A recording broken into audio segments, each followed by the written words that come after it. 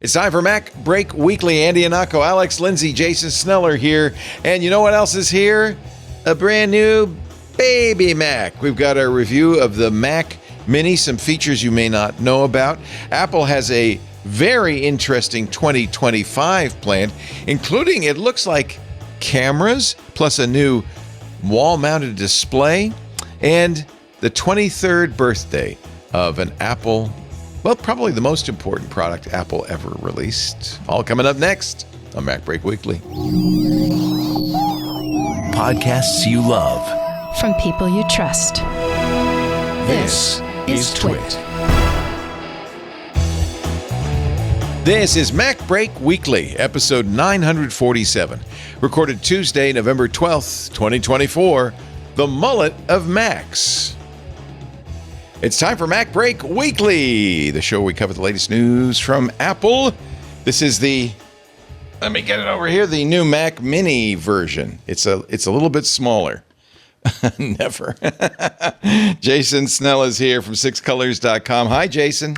Hi, Leo. How's it going? It's going really good now that I have my little tiny computer. Smallest Mac ever. Smallest Mac. Is it the smallest Mac ever? It's the lightest. It's, I think, the lightest Mac ever. It's a little big and heavy to me. I don't know. I know. Oh, wait a minute. This isn't it. That's the old Mac Studio. That's like it a looks brick. swole now compared Boy, to. you imagine people used to actually use those things? How did they do it? What about the lapels on the wide ties? God. That's Andrew Anatko of Anatko.com. I'm assuming it's Andrew. Is it? And it could be Andreevich. I don't know. Is it Andrew? It's always been Andy. Just Andy. Yeah. And there's no. Yep. Oh no, my birth certificate name is Andrew. But it's like I've always been Andy. Maybe because my dad was also Andy. I've sometimes wondered how some names are shortened as a default. Where no one, I have a cousin Drew. Hello, Drew. But I don't know. But it's like no one ever considered like calling me Drew. Yeah. For which I'm grateful because Yeah. No, I like Andy. I would have to return a lot of towels at this point. Also with us, Alexander Lindsay. Alexander. Such a long name. Alexander Lindsay from 090 Media and OfficeHours.global. And you got the woolens out. It's chilly. It's chilly. It is chilly, isn't it? Yeah. Love it. It's back to my season. So I get 6 months of hell and 6 months of amazing. You like it cool. Wet. Yeah. Yeah. So it's good. Yeah.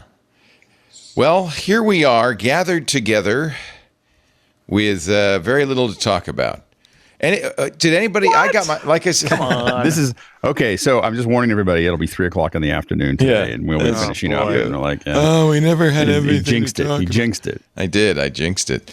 I did get the new Mac Mini. I haven't gone through the extensive testing that you did. Which one Jason. Which one did you get? I got the top of the line. I got the best. The only thing I didn't go crazy on is 10 gigabit Ethernet.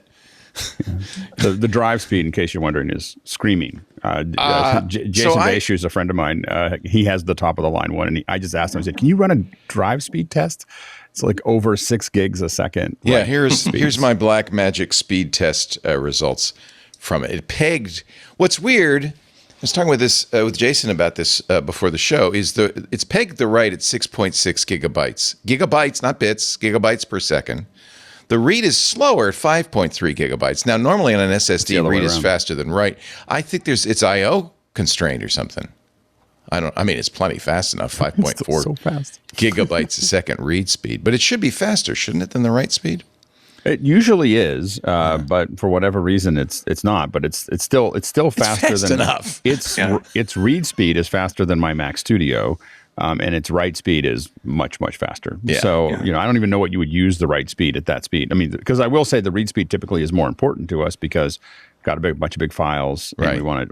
But it also means that when you are, if you're compressing something or writing something, it means that writing to drive will be extremely fast. And it makes a difference. Like if you're running compressor and you've got a big file, the drive speed is everything. And that's really where all the time is spent. So it definitely makes a difference. And also the Ars Technica review had a nice little detail that if you went for the cheapest storage segment, 256 gigs, that's spread across 2 modules. And they said that it's faster than a single module. So there's advantages for going cheap, I guess.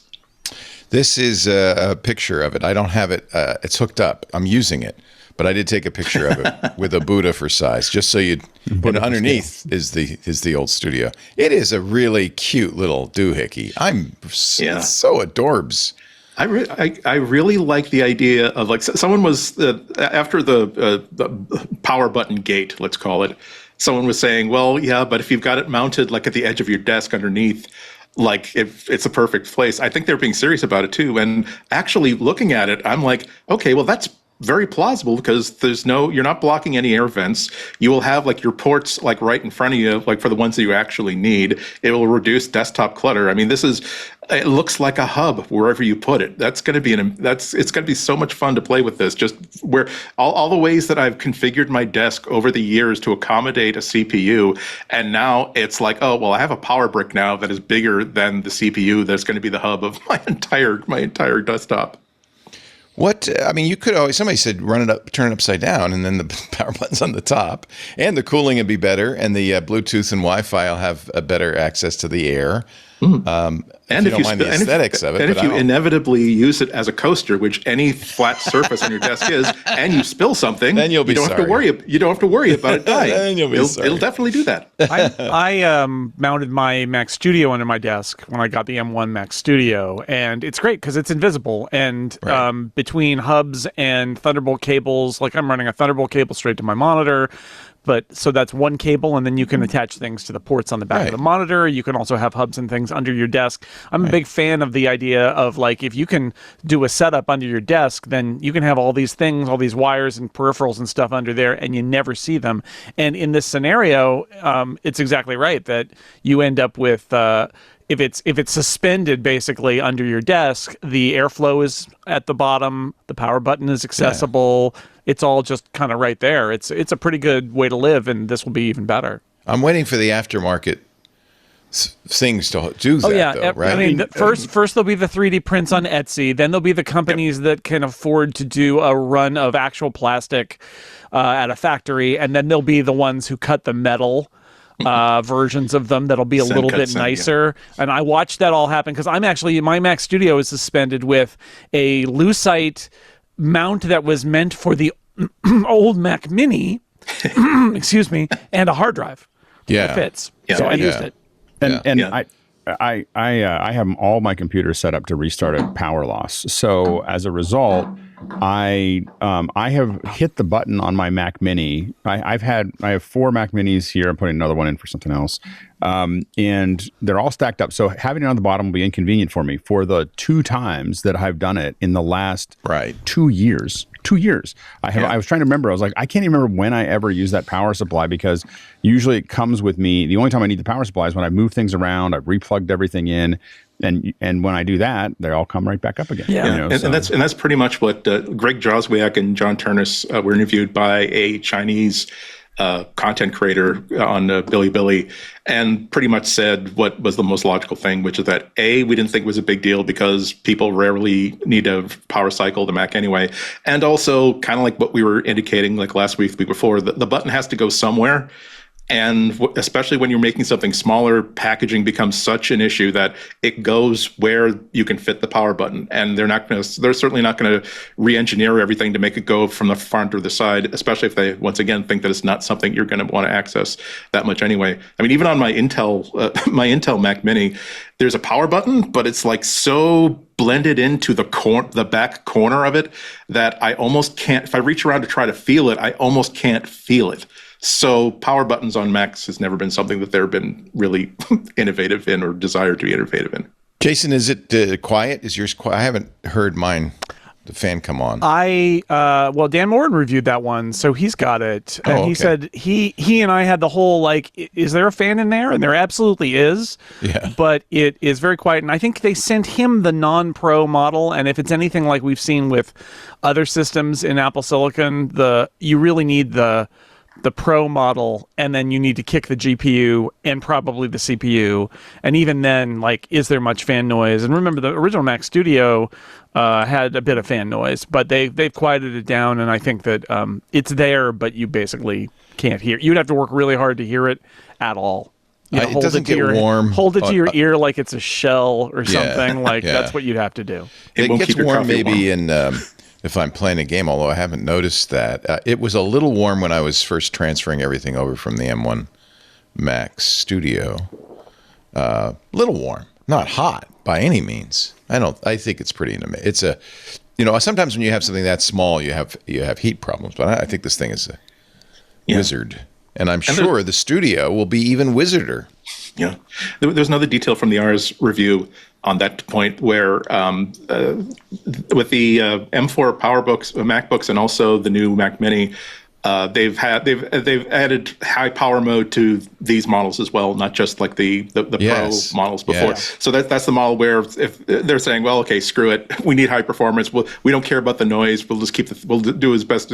We'll be Scotty in the engine room, screaming about, okay, it's barely containing it right now, but you've got 12 seconds before warp core breach. Yeah, which is nice for I took the 16-inch MacBook Pro, which has the M4 Pro processor, and I put it in high power mode. And for those who don't know, high power mode is literally just run the fans as hard as you need to. Yeah. That's all it is. It doesn't change the chip, except in the sense that the chip doesn't throttle at the point where it would otherwise. They are willing to do a certain level of throttle to keep the laptop, or in this case, the desktop, quiet.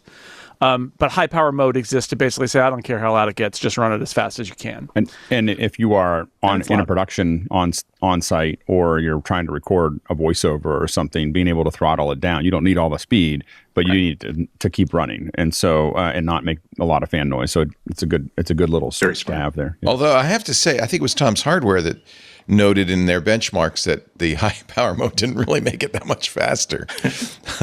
It's fast. They're all super problem. Well, so it's a question of how you measure it, and the people over at Tom's Guide are very smart. But I would say I haven't seen that test. What happens is, to really measure performance, if you take it in high power mode versus not, it's about a lot of heat over a long time, because you need to get it to throttle. And first off, these systems are really hard to throttle anyway. I mean, in some cases, I found you've really got to kill the GPU and the CPU simultaneously in order to get so much heat in that system that it says, I got to slow down. And then you put it in high. So high power mode is intended to just never get there. I would imagine that there is a difference. But again, I mean, high power mode is weird. Like, you probably shouldn't use it, right? Like, you probably, but I suppose if you really need to get that, like, yeah, I mean, you're right. She can't take much more, Captain, to use the Scotty metaphor again. You probably shouldn't use it. But what I like about it, they have had various scandals about throttling and all of that. And I think that they finally decided, look, if you don't like throttling, fine. We will crank up the fan. Yeah. And it will be annoying, but you will get because I was able to get that fan to be real loud on the MacBook Pro, right? When I was playing a game, and like, great. Like, if you want that, you can choose to have it, but by default, it's going to run the fan a little quieter and throttle when it needs to, and that's fine. You get to choose. It's nice that they give you the choice, right? I think that was the problem with their old philosophy a few years ago about charging, battery levels, power levels, and throttling and all of that, is that Apple is inclined by its nature to hide those things from the user, and they got called out, and so they're like, all right, we're going to set some defaults, but it's up to you to decide if you want to charge your battery to 100% and if you want the fans to come on, or if you want us to throttle. And so it's a funny feature, high power mode, right? It's intentionally contrasting with the low power mode when your battery is running out. But it's there if you want to hear some fan noise. It's great. It's likely that the benchmarks that people use don't really challenge the high power mode because they're short. Yeah, that's right. You need to do something for a long time before. Cinebench is pretty good, because Cinebench, I'm sorry, we're really in the weeds now in terms of benchmarking tools, but right, like a fast chip is going to run the benchmark fast, and therefore it'll peak and then it'll come down, which tells you something about peak performance, but it doesn't necessarily tell you about a sustained job, right? So Cinebench is different in that, first off, by default, I mean, you can get a Cinebench score with one pass, but what they want you to do by default is run it for 10 minutes. And there's also basically an endless mode where it just keeps going. And that can be really useful, because what you want to see is what happens after 10 minutes of running it. After 10 minutes of high test, killing the GPU where it's presumably heated up a lot and is struggling to cool itself, how fast is it then? Which tells you something different than what it's like after a minute. It really does. So Geekbench is great, but Cinebench, especially if you extend it out, can tell you more because it will run a long time. And that's sometimes, like I did this when I was reviewing the MacBook Air versus the MacBook Pro, right? Because the M4 MacBook Pro and the M3 before it has a fan, and the Air doesn't have a fan. Ironically, given the name Air, anyway. There's no Air. And you have to run that test. You have to run tests for a long time to see the separation between those two systems, because that's when the fan helps, and then you can see that it's a little faster when it's got a fan. So Andrew Cunningham says Apple's best Mac Minis ever. I mean, that's not saying a lot. I mean, because it's always the best iPhone ever hopefully as well, it's the next right? the best computer ever. It's always They're butterfly backwards. The butterfly keys were a step backwards. The touch bar maybe a step backwards. So maybe not the best, but I think it is the case that this is more than just the best ever. This is like It's a huge. I think it appeals to a broader section of the market than ever before. A higher end, because it reaches. Yeah, I mean, like. Apple keeps shaving off, like, who even needs a Mac Studio, let alone a Mac Pro at this point? Like, that M4 Pro chip is so strong. It has taken such a leap forward in so many ways in terms of performance that, like, between that and the MacBook Pro as well, like, do you need more than the Pro chip? I mean, if you need lots and lots and lots of GPU cores, like, you can get twice as many on the Max chip. So that's okay, right? But, like, I don't know, like we're just slicing it thinner and thinner and thinner, where like it used to be the Mac Mini was kind of underpowered and you're like, I could use a Mac Mini. Well, I'll put it in a closet as a server, but I'm not me. I'm not going to touch it because it's dirty and consumery. And it's like now, if you need a computer on your desk, like, and you're even a pro and doing video and stuff, unless you're at a super high level, like, how many people need the power beyond the M4 Pro? It is, and the Mac Mini. Like, it's all there for most people now. Yeah, Cunningham calls it the default desktop Mac, and I think that's I agree with that. Yeah. That's like, it really comes down to, like, if you're running research models, data models, weather models, that you need it's an obscene amount of memory, system memory. That's when you go for the Pro. Everything else, though, why would you even bother? Yeah. I mean, and you have to put it in perspective. The new Mac Mini supports up to 3 monitors, right, at all levels, I believe. Yeah. And you're talking about being able to take a Mac Mini and put 3 4K monitors. It's actually 2 displays up to 6K and 1 up to 4K or whatever, but 3 4K monitors on it. Get a Hawanu or whatever ARM. And now you have 3 of these monitors around you with this tiny little computer, and that still costs less than an iMac. Yeah. And so now you have this huge, amount of real estate that is one little computer. This is 95% of the market. I mean, just the $599 version that came out, or $499 if you're EDU, is 90-95% of the market right there. It's part of it is because Apple has now started at 16 gigs of RAM. Yeah, and that's adequate now. Right? I will tell you, the entry level is good. I have 8 of the 8 gig M1s, and they're working great. Right. So they're I will say that, I mean, for an average person, there's we can't run, but I open Photoshop on them. I do lots of things. It's so I don't. I mean, 16 gigs is obviously a huge jump up, but the 8 gig for a lot of the stuff that the average person does, and even for me running Zoom and all kinds of other things, like lots of Zoom, like 16 channels of Zoom or 8 channels of Zoom, has been working on a 8 gig Mac Mini. Yeah. so it's pretty amazing. Also, I mean, look, the reason you mention that is because Apple charges kind of an exorbitant premium for both RAM and storage.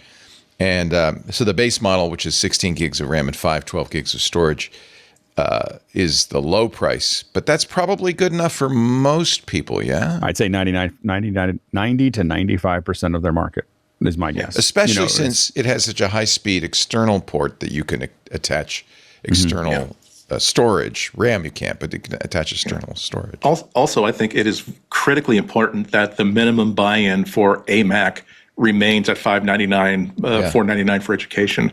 So I'm very much in favor of Apple doing whatever they have to do to the minimal SKU to make sure that that doesn't change. And again, that's the minimum amount of money you can walk in with to the Apple Store with and walk out with a working Mac.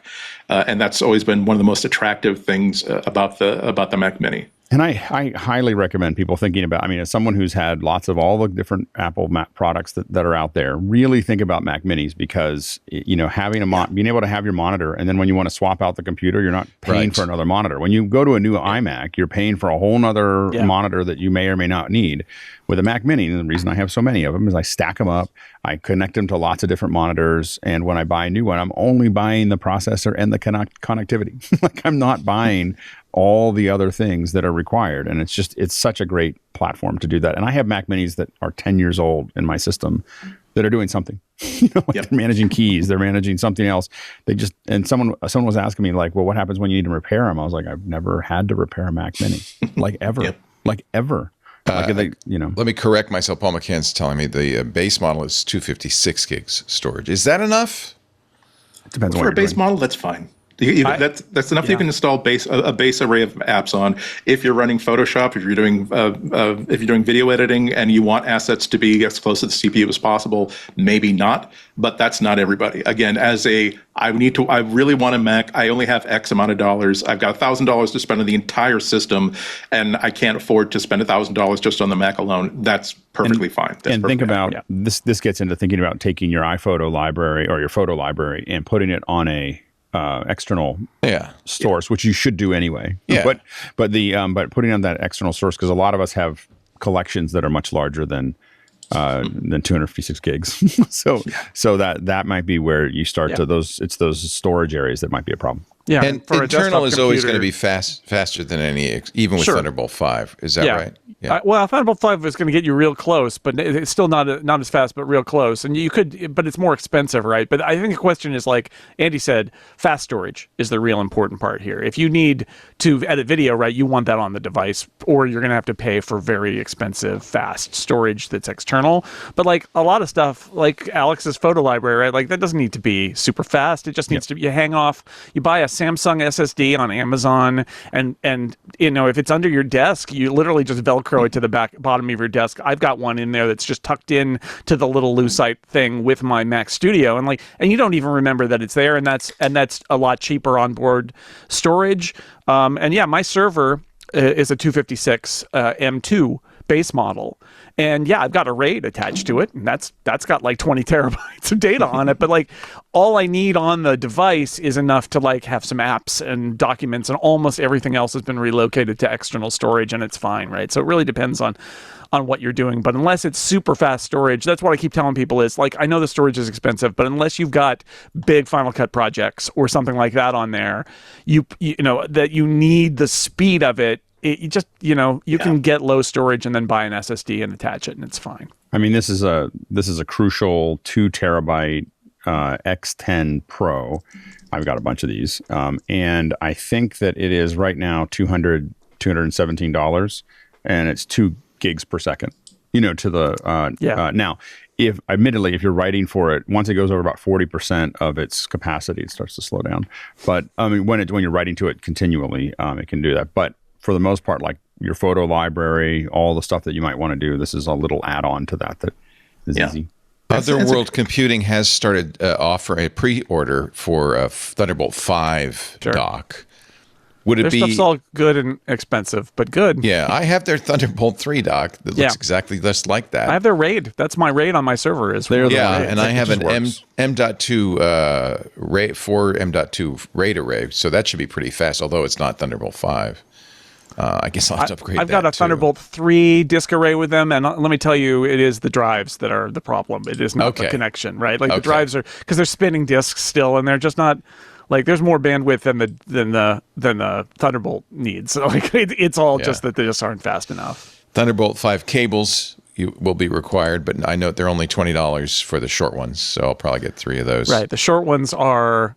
They don't need chips, right? Their short ones are passive cables, and the long ones they need to have the chips, and they need to relay. And you go to a meter, it's twice as much. Yeah. The one that I'm waiting for is this one, this is the OWC. This is the M2 or the whatever. I have that. Yeah. This at Those are Thunderbolt SSDs 5 in there. Yeah. with NVMe's or whatever are, I mean, you can go up to 32 terabytes That's in what this I little want. box. You know, Yeah.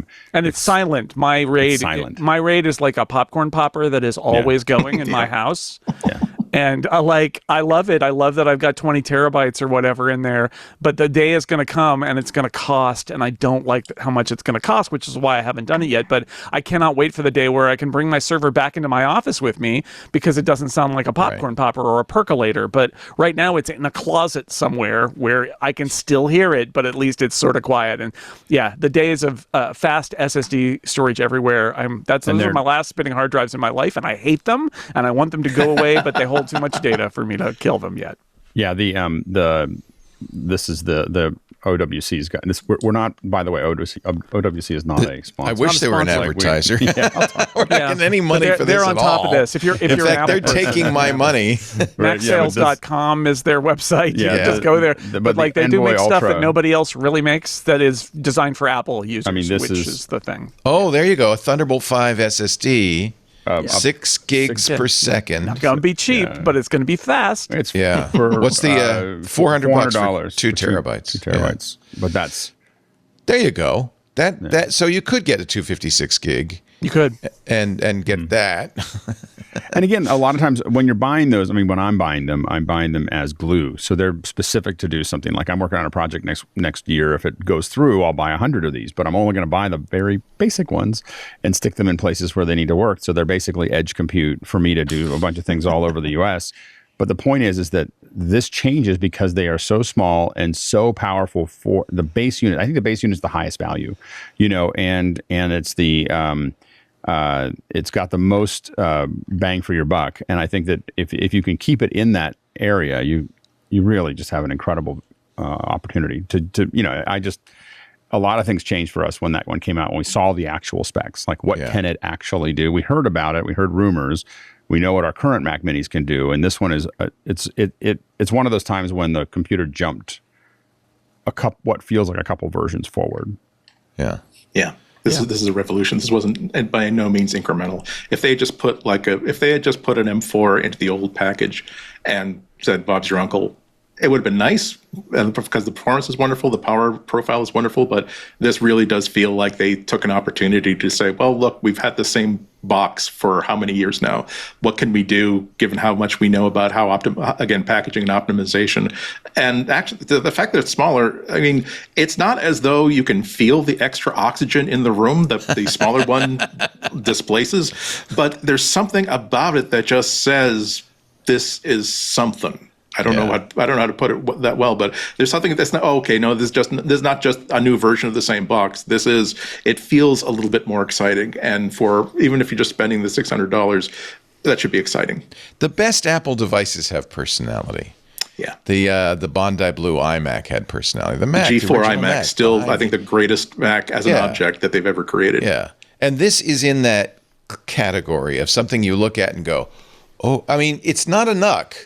Intel's been making those NUCs for a while. This is not a NUC. There's something very beautiful about it. It's beautiful, right? Yeah. Well, and just, again, the raw horsepower for the dollar is just incredible. It is beautiful, but I think that goes with it, right? It's part of it is it's performance. It's not just pretty. It is incredible amount of horsepower in one place. Is there, so this has become the new Mac Mini Love Fest. Great. I have no negatives so far about it. Are there any? Everyone talks about the power. I think everyone had to power find something. Button. Who cares? Like, let's complain about that's the a power. sign, right? When the gate is the power button placement, that's a sign maybe the product is pretty good. Here, I'll give you. I'll take a run at it. Ports. Right, so it's got that's why 5 you need the dock. USB-C ports, which is nice, but but the A's are gone, which is fine. Like I think we're all over that. So what I'll say about that, because I think it's worth saying, is hubs and docks and things are out there that are pretty good. And again, if you are attaching this to a display, right, it's got to have a display. Your display probably has ports on the back. So one thing you could do if you want to have extra stuff is attach it to your display. Or if this is under your desk or whatever, you can chain a bunch of different hubs down there. So it's a solvable problem in a way that I know all of Apple's photos are right. Like it's a perfectly immaculate desk with just this computer and two cables that you can't even see and all that. Yeah. But like realistically, you can get as many ports as you want, and with Thunderbolt and USB-C, it's very flexible. They can be sort of whatever speed you need them to be. I have a cheap Amazon USB-A dock under my desk, and it's crappy, but it lets me charge some stuff, and that's all that I really need it for. And so you can decide how much you want to spend, but there are a lot of cheap docks out there. And the only other note that I would say is maybe a criticism is that some people have criticized the fact that the headphone jack is on the front. And I just wanted to say, one, headphone jacks still exist. That's actually kind of cool. And two, I think the rationale there was if you're using this in a scenario where you want to plug in your headphones, having it be right in front of you on the desktop or whatever, you want to plug in right there and not reach around back. Yeah. And people say, well, what if I have speakers and I want to plug them in? It's like, okay, there is a super cheap USB-C to audio dongle that you can buy that will plug into the back, and then you plug your speakers into it. And if you want something nicer, there are also really nice headphone amps and speaker amps that are USB that will plug into the back. And so I think Apple made the right compromise, which is ergonomics on the front, party in the back, ergonomics on the front to plug it in. And if you want it on the back, there are super cheap, easy to use USB adapters that will get you out to an analog audio cable. So don't worry. You're saying it's the mullet of computers. And actually, if you had a bunch of cables coming out the back, it would kind of look like a mullet, wouldn't it? See, or you could do it my way, which is that I have my computers on Dante, and I have a Dante to XLR connector to my speaker, and then so all you need is a PoE Ethernet to your XLR. Done. I'm just saying. Sorted. Easy. Handle. No problem. Just need a little Dante network going. Any computer or any device that you want to come out of that speaker, you just go into the Dante router and just go, I just want this one to go out. Okay. I'm just saying. Okay. The other thing that excites me about this is they don't do case changes very often, especially with the Mac Mini. It's been 14 years since the last one. Yeah. And I think when you look at that, we talked about, can you get the fan to blow in the Mac Mini? I think one of the things that's going on there is that they're not designing this for the M4. They're also designing it for the M5, 6, 7, 8, 9, 10, right? And so they want to build it with the thermal profile that they have confidence that they're going to be able to get the base and pro level chip in there for years to come. And I think that's why that cooling system is the way it is. It's like it's probably got a lot of headroom that they're not even using now because they know that they're not going to change this thing. And it's exciting. Like we don't get new Mac designs. I mean, a few of them have changed in the last couple of years. Apple's but it learned that lesson. Remember the Mac Pro? They couldn't upgrade it because the cooling couldn't be improved. Well, and I'm glad that they don't change this one very often because they have trashed all of our enclosures. I have to admit that from a pure, I like the fact that it's there's smaller. no adapter. Because it's taller and smaller. You can't even fit a blank around it to get it to fit into your old adapter. It's completely different. But it'll be like this for a long time. And Leo, to your point, one of the reasons when you're talking about redesigning that trash can Mac Pro is Apple's the chip designer now, right? Yeah. Apple, and this doesn't get said enough. Apple designs its chips for specific computers, not as a thing to just go out into the market like Intel did and does, but did for the Mac. And as a result, they know what the M5 and M6 and probably M7 look like. So they're not just designing this speculatively. They also know what the next few generations will probably hold and are designing the Mac Mini accordingly. And that's also kind of exciting.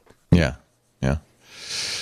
And this also bodes well for future M4 devices. Of course, the laptops, MacBook Pros are already out, but there's still a lot of Mac us are like, Studio and a we've Mac had a bunch of discussions in office hours. Like, we can't even imagine what we're going to see in the Studio and the Pro if we're seeing this in the Mac Mini. You know, it's a pretty There's still a Max and an Ultra to come. Right. No, the Max is out, right? The Max is out. It's just in the that's right. It's MacBook in the Pro, laptop. so you can get it in the MacBook Pro. I got a Pro model of the MacBook Pro and not a Max model, but there are a few people who got seated with it, and it's more of everything, but especially of GPU and a much higher Max GPU. But still, it's it's pretty amazing. And then if they stick two of those together, what does that even look like? It's going to be wild. And we may get more, like if they get rid of the USB A's on the Studio, you might be able to put either 2 or 4 more USB, Thunderbolt 5s. I would assume that we're going to get Thunderbolt 5s, at least 4 across the back, and probably 6 to 8 across the back of a Mac Studio. So it'd be pretty interesting. Are the front and the back Thunderbolt 5, or the front is not? Front's USB-C. It's USB-C. I don't think any of them have. I think they're all USB-C in the front, 3, and then it's Thunderbolt. Party in the back. Yeah, party in the back. Where all the stuff. It is the Mullet of Macs, and I think we have a show title. Yes. Let's take a little break and come back with more. You're watching MacBreak Weekly. Jason Snell, Andy Anako, Alex Lindsay. And our show is brought to you today by ThreatLocker. You may say, wait a minute, I'm using Macs. What's this ThreatLocker have for me? Actually, ThreatLocker works with PCs and Macs to make it really easy and go price it. Surprisingly affordable to create a zero trust network. So let's talk a little bit about what zero trust is all about. The question is, if you keep staying up at night, waking up at 3 a.m, thinking about zero-day exploits and supply chain attacks, this is a solution you really want to look at. You can harden your security even against unknown, never-seen-before threats with ThreatLocker. Worldwide companies like JetBlue trust ThreatLocker to secure their data and keep their business operations flying high, if you will. So the deal is you're taking a deny by default approach. So this is proactive, not reactive. You're saying ahead of time, I'm going to block every action, every process, every user, every bit of hardware, unless it's explicitly authorized by the team. So it's like a whitelist, right? But it's really strong. I think it was Google that first started doing zero trust. And the idea is, we used to say, I've got a perimeter, all those defenses, all those boxes keeping the bad guys out of my network. But the assumption was once they're in the network, it couldn't get in unless they're good guys. They can do whatever they want. Well, it turns out that isn't true. We know that. So what you do now is you say, hey, even if you're inside your network, we don't presume you're trustworthy. ThreatLocker lets you specifically authorize users, apps, devices, and it provides a full audit of every action. So you know exactly what happened when. A paper trail. Except it's not paper, but you get the idea. For risk management, for compliance, and they have great support, all based in the U.S. They're there 24/7 for you. They'll help you get onboarded. They'll help you beyond. So here's the key. This is how you stop the exploitation of trusted applications within your organization. It's how you keep your business secure. It's how you protect against ransomware. And 0 days. Organizations across any industry can benefit from ThreatLocker's ring fencing. That isolates critical and trusted applications from unintended uses, weaponizations. It limits attackers' lateral movement within their network. It works so well, and this is not something we Mac people had to worry about, but you remember the SolarWinds Orion attack? Companies using ring fencing from ThreatLocker didn't have to worry about it. SolarWinds Orion's, that cyber attack was foiled by ring fencing, and it works on Macs and PCs too. This is really what you want. Get unprecedented visibility and control of your cybersecurity quickly, easily, and very cost effectively.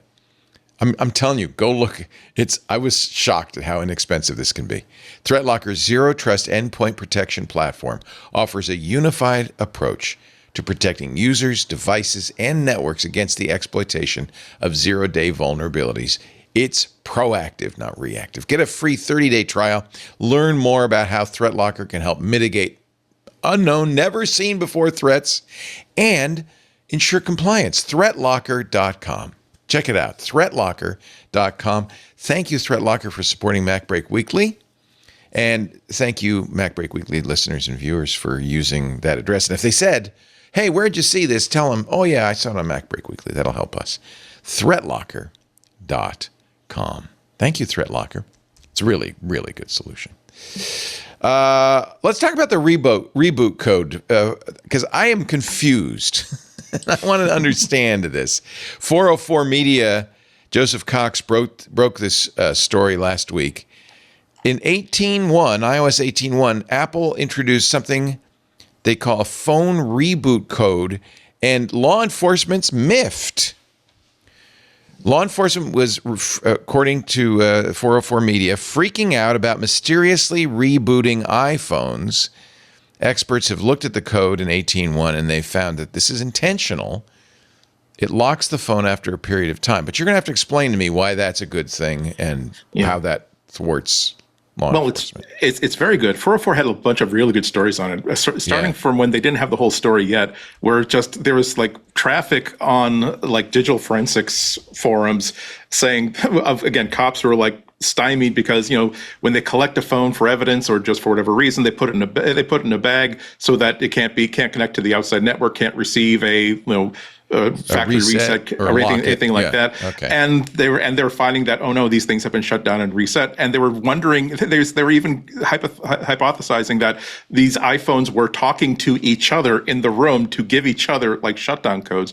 But actually, it's just a new thing in 18.1 where again, I believe that the time limit is 4 days. After 4 days of disuse, it will just simply do a restart.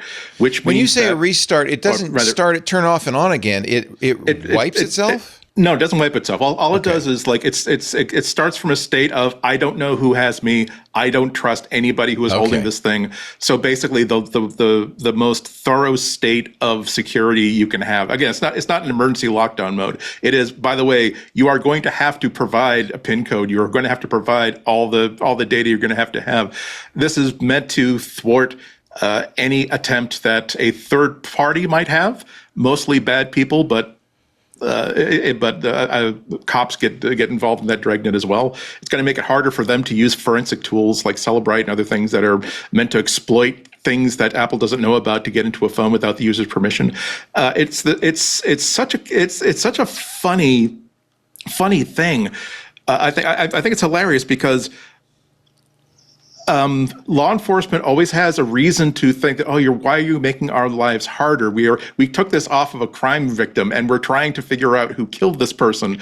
And you're making our lives harder because now we can't get into the phone. It's making it harder. But nonetheless, it's like, we didn't put in this feature. Apple hasn't said, but like Apple is more or less saying we didn't put in this feature to basically stick a finger in the eye of cops. We did it because it makes the phone more secure. And if it makes the phone more secure against forensics, like law enforcement forensics as well, that's not our problem because it's not. We remember that in this country we worry about you're pulled over by a highway patrol person, asked to hand over your phone, or they just get a court order and they say, hey, you got to hand over your phone, and you're worried about the evidence that's going to be on this phone. In other countries, it's, oh, by the way, because a government agency basically beat you up, took your phone, and now wants to have all the contacts of people that they can also bring in and beat up because there are also journalists who are speaking against the government or not falling in line. So this is actually a life-saving feature. It's almost,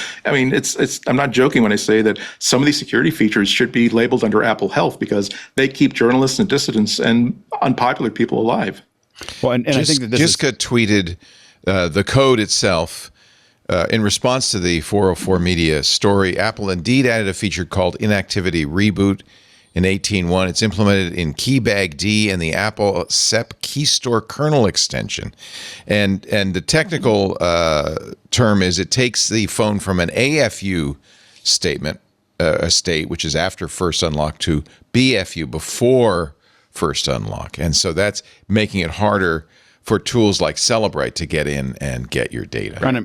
And I'm very clear that Apple does not like Celebrite. I think regardless of what they're going to do anything they can do to stop Celebrate, and I'm sure that there's a mission in there of like and I think that if we look at Apple's pattern, this is 4 days. I could see them changing to 2 days or creating a user, like 3 versions down the road. It could be if my phone gets 15 feet from my watch, turn it off, restart it, just automatically close it off. So those are the kind of things that Apple could be slowly adding. If they added it immediately, there's confusion and upset. They have to start it out, have everyone see that it's there, then start to turn. But the pattern is every update that we see to the OS, we'll probably see them tighten this noose, not loosen it. To make it much, much more secure. And again, when Apple this is not an altruistic thing that Apple's doing. This is a business. Their business is privacy. They are building a relationship with their customers that is asking for biometrics. It's asking for their blood pressure. It's asking for personal information. It's asking for them to talk to Apple Intelligence and it looking at everything that's going on and making decisions. Their entire business model is based around that. It's not like they're going to walk away from it, but it's also not altruistic. It's just this is the business. Their business is we can do something that no one else can do, and we're going to keep driving down that path, but they have to keep on making it more and more secure because they're asking for more and more personal information. Our favorite cryptographer, Matthew Green, says, this is from 404 Media also, remember the real threat here is not police. It's the kind of people who will steal your phone for malign purposes. This feature means if your phone gets stolen, the thieves can't nurse it along for months until they develop the tech to crack it. Right. I would bet that rebooting after a reasonable period of inactivity probably doesn't inconvenience anyone, but it does make your phone a lot more secure. I think you're going to get...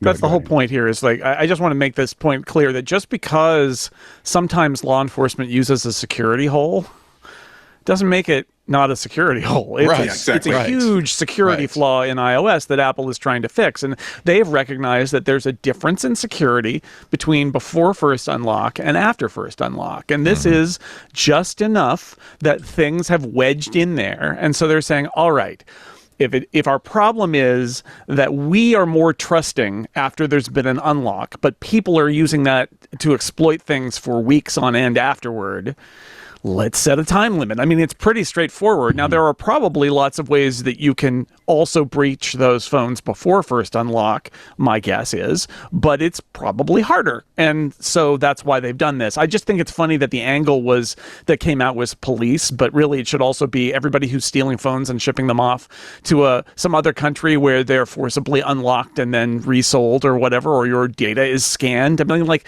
that is undoubtedly the primary use case here, but it also is used by state actors and things like that too. So this is, I mean, Apple in the end doesn't care, right? Apple wants it to be as secure as possible for you as a user, whoever the user is. And I know that people use this against Apple and talk about law enforcement, but that's that same illusion that we've had before where there's this sort of like magical, well, a backdoor for the good guys. That's not how it works. Backdoors are backdoors. They're bad, and they're more exploited by bad people than they are by good people. And Apple's job is not to accept backdoors, it's to close them. Yeah, they do.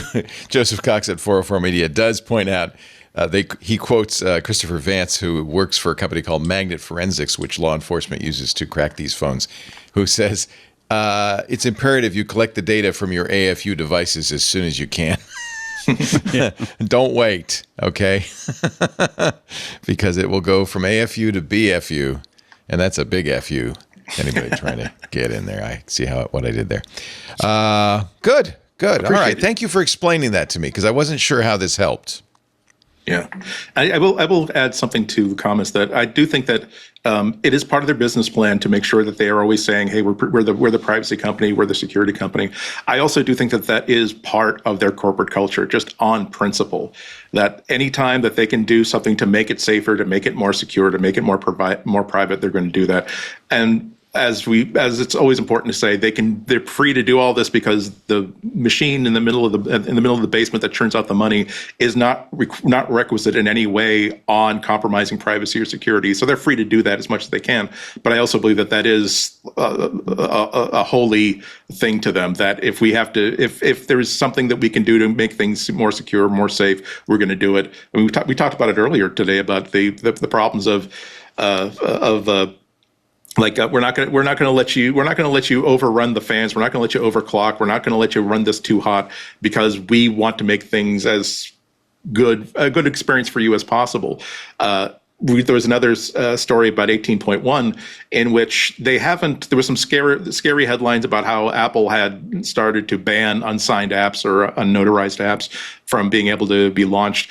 All they did was they just made it less easy to do so. There's a shortcut where it would warn you, and you would say, "Oh, if you option click on the OK button, it'll let you run anyway." Now you really do have to go into system settings. You really have to drill down into security, and you really do have to find that button and click it. But that's another example of here is a way that we can make things more safe and secure by making it more hard or less easy to run apps that we have not ourselves checked out, and apps that we don't have the ability to shut down if it turns out to be full of malware. We're going to do that. It's going to inconvenience some people, but that's what we're going to do because that's our philosophy. Yeah. And of course, Steve Jobs was a hippie. And he probably is a little anti-authoritarian, and he should be. A little streak of that is still in there. I mean, some of us in this conversation, some of us listening to this conversation, remember like when I was a teenager, and it was like the kids versus the hippies who are on the internet about the web say, no, there should not be any encryption or privacy whatsoever because the information wants to be free, man. Like, yeah, but I don't want you having access to my banking numbers. So, don't commercialize the web, man. No money should ever change hands on the internet, man. Yeah. It was a real thing that people did believe that .com was a scourge and should never be commercialized in any way, and we got over it. And I do very much think that privacy and security and everything else is very much a cultural thing at Apple and something that a lot of people believe in. But I think that what's important to understand is when I say it's not altruistic, it's just saying it's not something they could easily say, oh, we don't want to do anymore. Their whole business model is based on it. So the thing is if you can think, well, that's a culture, that culture could change, but it can't really. Like it would be incredibly difficult. It would be turning, a freight train at 200 miles an hour in a right angle. I do have to point out though that Tim Cook, the CEO, is very diplomatic and has done immediately, as with every CEO of every tech company, tweeted on President-elect Trump's victory. Congratulations! ! We're looking forward to working with you. I wonder, there is this kind of tension between, not that Tim's a stranger to this. I mean, he was in China when they announced that India was going to start making iPhones. And they're the number one customer for the Taiwanese company TSMC. So he balances opposing forces quite well. But law enforcement is part of the Trump administration at the same time, right? Yeah, and also to Alex's point, this is also the company that, like, if whatever government says that, we don't want you having VPN apps, we don't want you giving our citizens the ability to, China, Russia, and elsewhere. They're also the company that, like, we want you to take down this podcast, which I won't paint that in a black and white, good or bad sort of thing. You have to obey the laws of the country that you operate in. At some point, if they ask for too much, a company has to basically make a statement of principle, either a statement positively or a statement of no principles. But yeah, I mean, it is a balancing act. Tim Cook, you really have to appreciate the fact that he can walk out of these meetings with his hands clean, because his principle, as he stated in interviews, is that you don't lose anything by talking. You don't lose anything by keeping the channels of communication open. You don't always say yes, but you don't want to simply say, I'm not going to talk to you about this anymore. So that's a very positive, very non-Elon Musk thing to do. He's an adult. He's a grown-up, which is probably one of the reasons why Apple's a $3 trillion company. Well, and I think that Apple has drawn lines that are very defendable. They're small. There's a small citadel that they're like, hey, you can't have the phone. Can you tell us that we can't have some apps? Yes. Can you get access to the cloud data? Yes. Can you get, like they've decided this is where we can create an absolutely defendable thing. And I think that in most cases, if countries wanted to get into that last area, Apple would choose to leave the country before they would give up the phone. And so I think that is but they are very flexible and very, follow all the other rules outside of that wall. Because otherwise it wouldn't be defendable, and so they figured out where they create that that bulwark, and then they defend it from there. And I think they've been very consistent globally in every country to do that. And again, there's lots of things that they are flexible about, because you can't keep on operating if you don't. And also to be fair, international human rights organizations have spoken and written about this sort of thing and said that.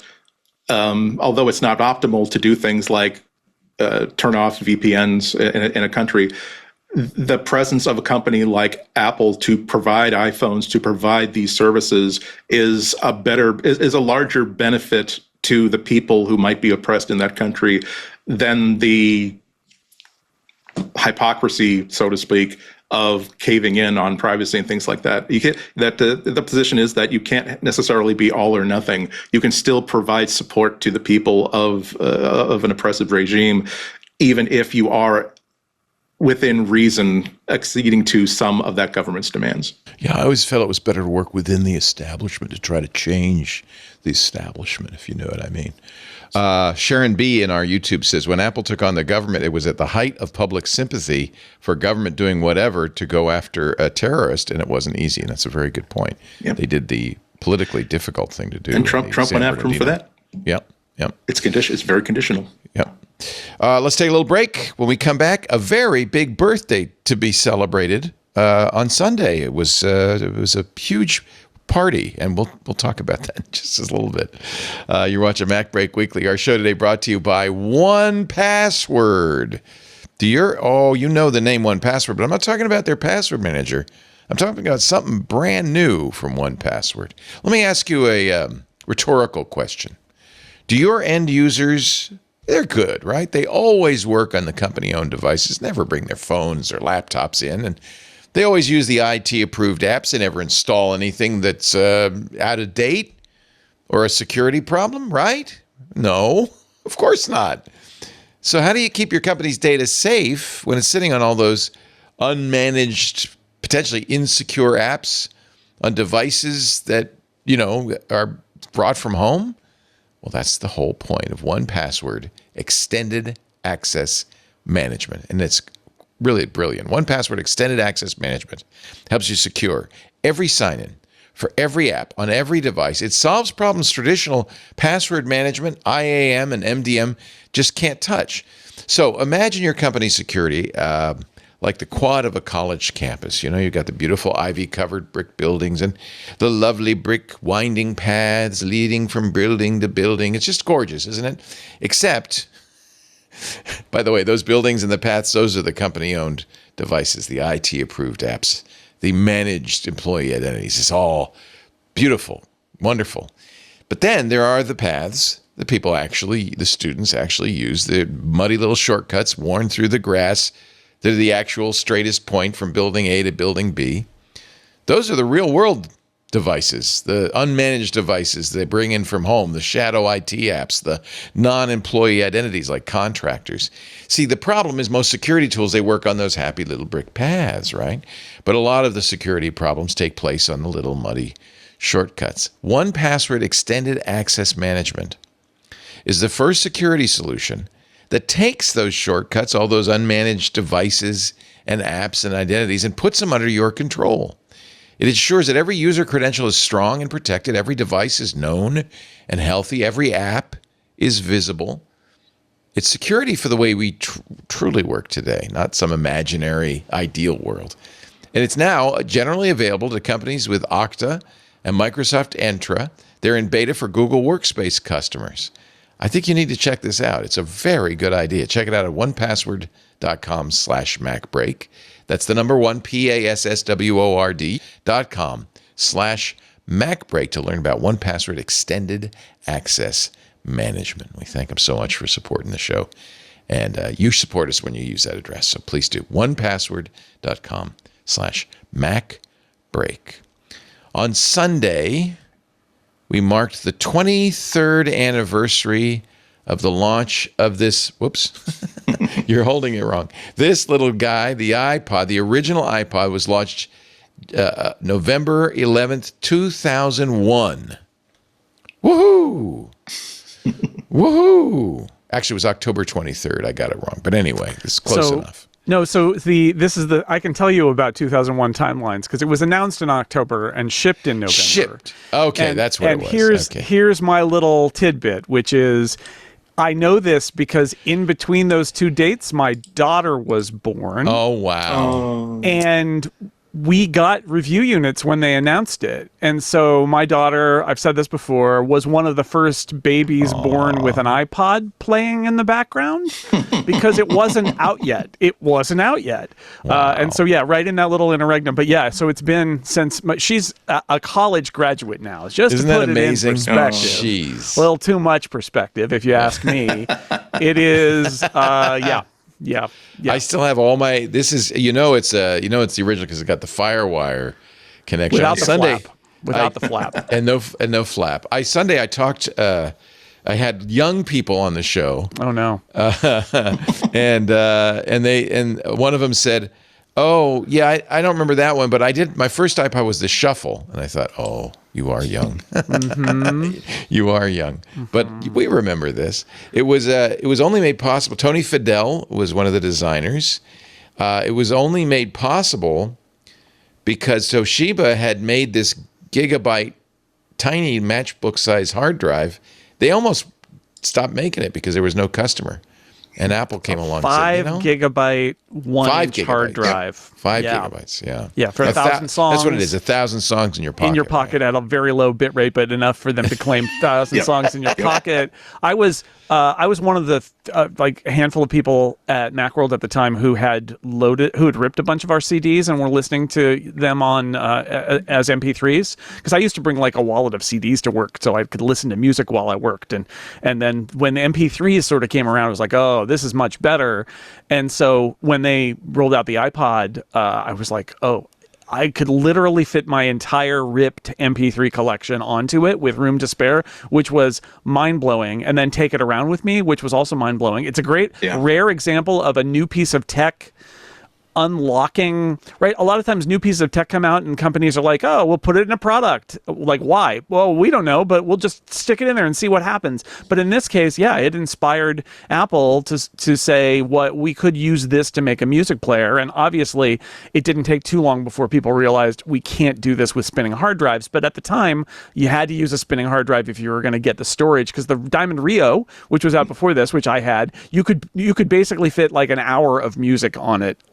And that was it, because it was a flash-based player, but the storage just wasn't there yet. So it was brilliant, and people don't give it enough credit, I think, in some ways, because it's faded into the history books. But like, this is the product that really brought Apple back. The iMac G3 kept them on life support, but the iPod is the product that turned Apple from being a weird brand of non-compatible computers to being a brand that made a product that not only you liked, but it made you want to go into the iPod store, which is what a lot of people call the Apple store. And then when you're there, you see their computer and you start to think, oh, I like my iPod. Maybe I should they make a computer. I should look at that too. And I know that sounds crazy, but like, that literally is how Apple got saved and didn't go bankrupt, is because the iPod performed massive rehab on we think of it now as one of the great brands in the world, but in the late 90s, it was not.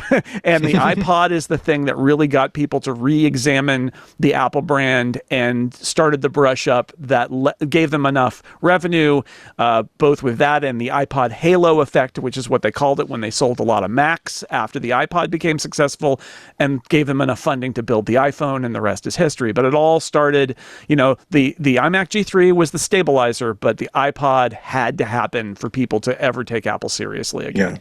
Yeah. And it was a canonical Steve Jobs product.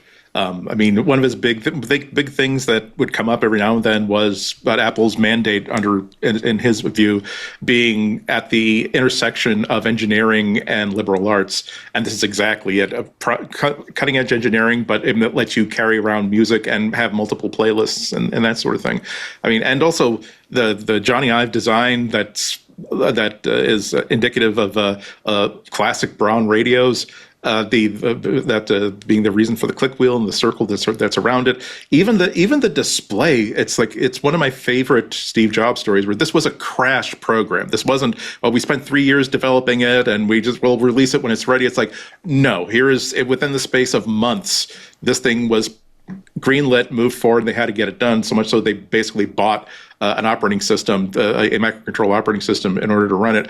But even with all this crunch, they're showing him pretty much a finished iPod, and he just dourly said, looked at the display and said, no. What do you mean no? No. What do you mean no? It was LCD with a green backlight, which was every single LCD display with a backlight had a green backlight. He said, this is a white display. This is a white device with gray controlled labels, and it's a silver back. There is no color on this whatsoever. You're going to have to send this back, and you're going to have to find us a source of white backlit displays that can work for us. Okay.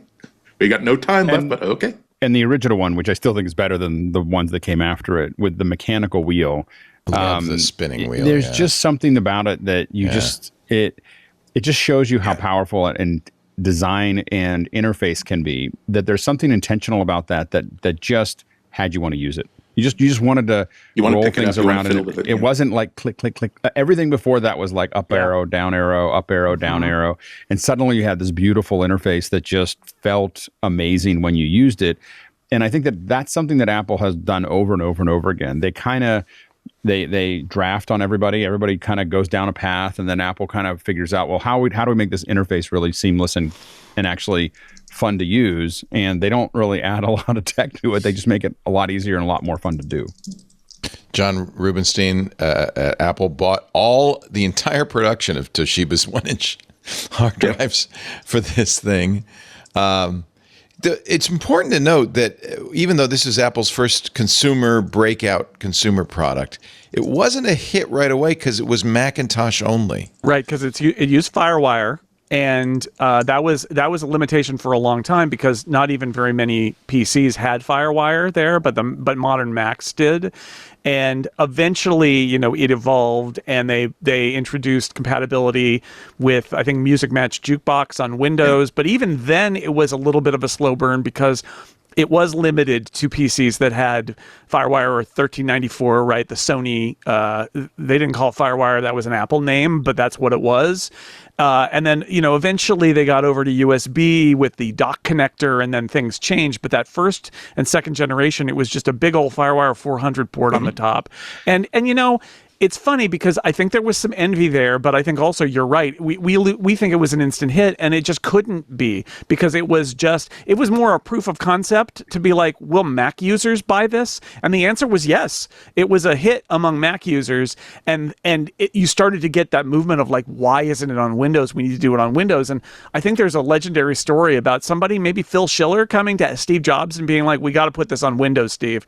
And he was like, no. And finally he was like, fine, whatever. That was a good business to say. Although I'd say quintessential Steve Jobs, which is, he had his strongly held beliefs that he would then just drop if he needed to, if there was a reason to. And he's like, fine, put it on Windows, whatever. Yeah. And of course, the rest is history because it really did save the brand, because they weren't just selling into the people who were already part of the family at that point. And by the way, I mentioned this a moment ago in passing, but the Apple retail store is part of this. They launched those stores. Ron Johnson and Steve Jobs put those together in, I think, 2000. I think it preceded the iPod, but the fact that they seemed like a folly, right? It seemed almost like a joke, but Apple really felt like if you saw what they made, you'd like it. But that became the perfect platform for the iPod.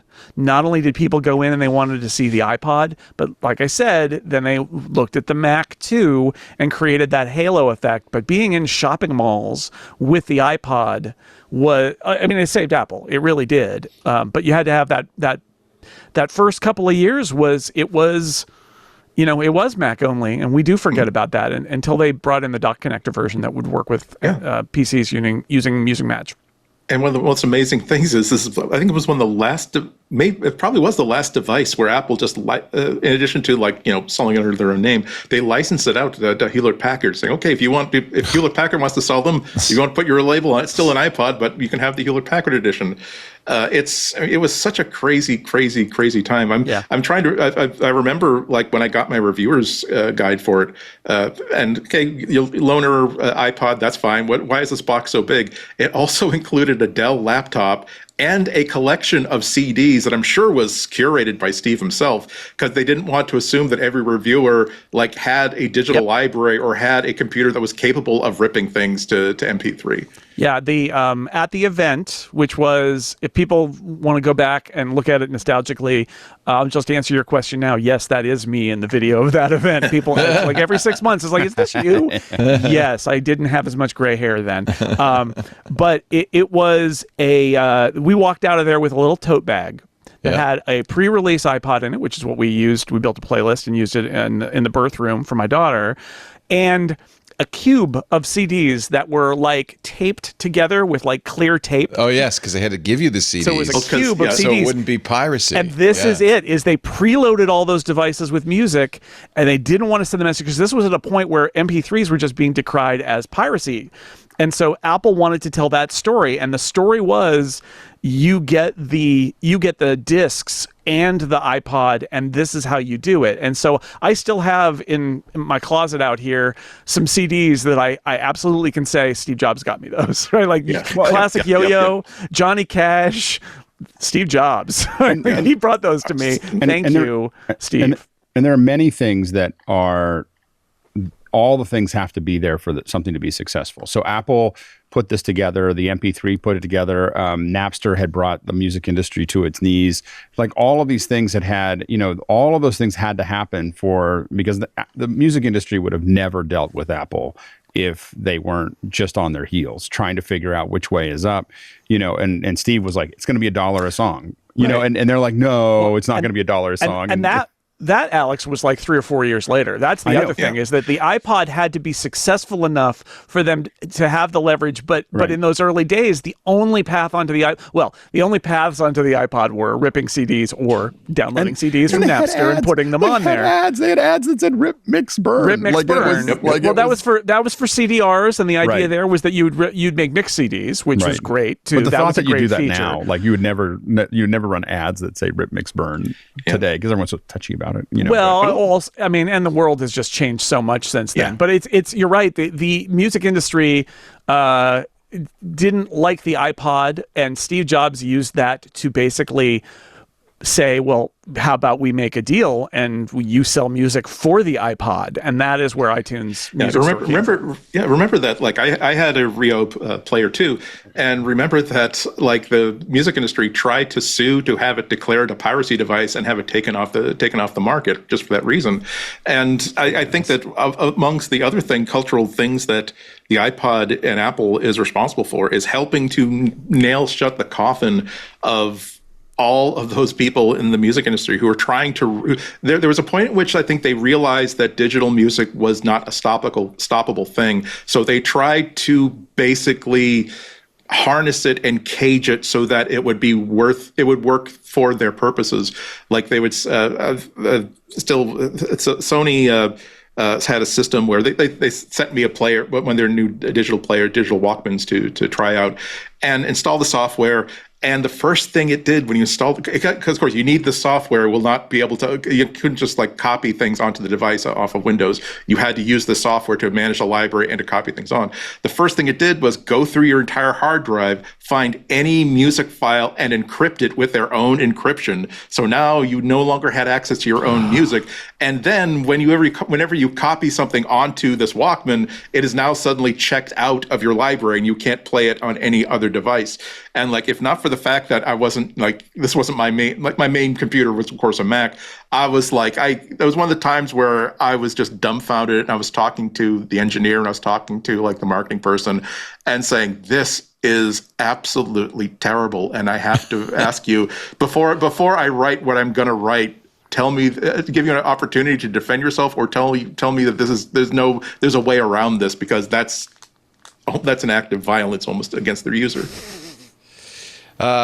So it is no longer available. You can't buy an iPod anymore. But a couple of things that the iPod did do that are still around: white earbuds. Thank you, Steve Jobs, for white earbuds, which at the time everybody thought, oh, that's an announcement that you've got more money than sense. Now they're ubiquitous. And as you say, the iTunes Store, which is still the number one way people buy music worldwide. Totally dominant. Well, but I also think that the iTunes Store held Apple back in the sense that, I mean, they couldn't on this show for over a decade. I was saying Apple should just do streaming. They should just do a subscription. They thought people wanted to own music. When are we going to do a subscription? And Apple held on to that for too long. And Spotify, took that space because Apple didn't. It was Apple's. And to this day is probably the number one way people listen to music is Spotify, right? Yep. Yeah. Rhapsody preceded Spotify, right? But they were a little too early, and then Spotify there was a real really audio, did it right. and there was a lot of. And they're the ones who really do. Yeah, I think that was the first subscription service that I ever heard of. Rhapsody. Yeah. I actually think it's funny because I have a bunch of old iPods too. That the thing that makes them, I think occasionally of like, oh, I could put this somewhere or I could use this.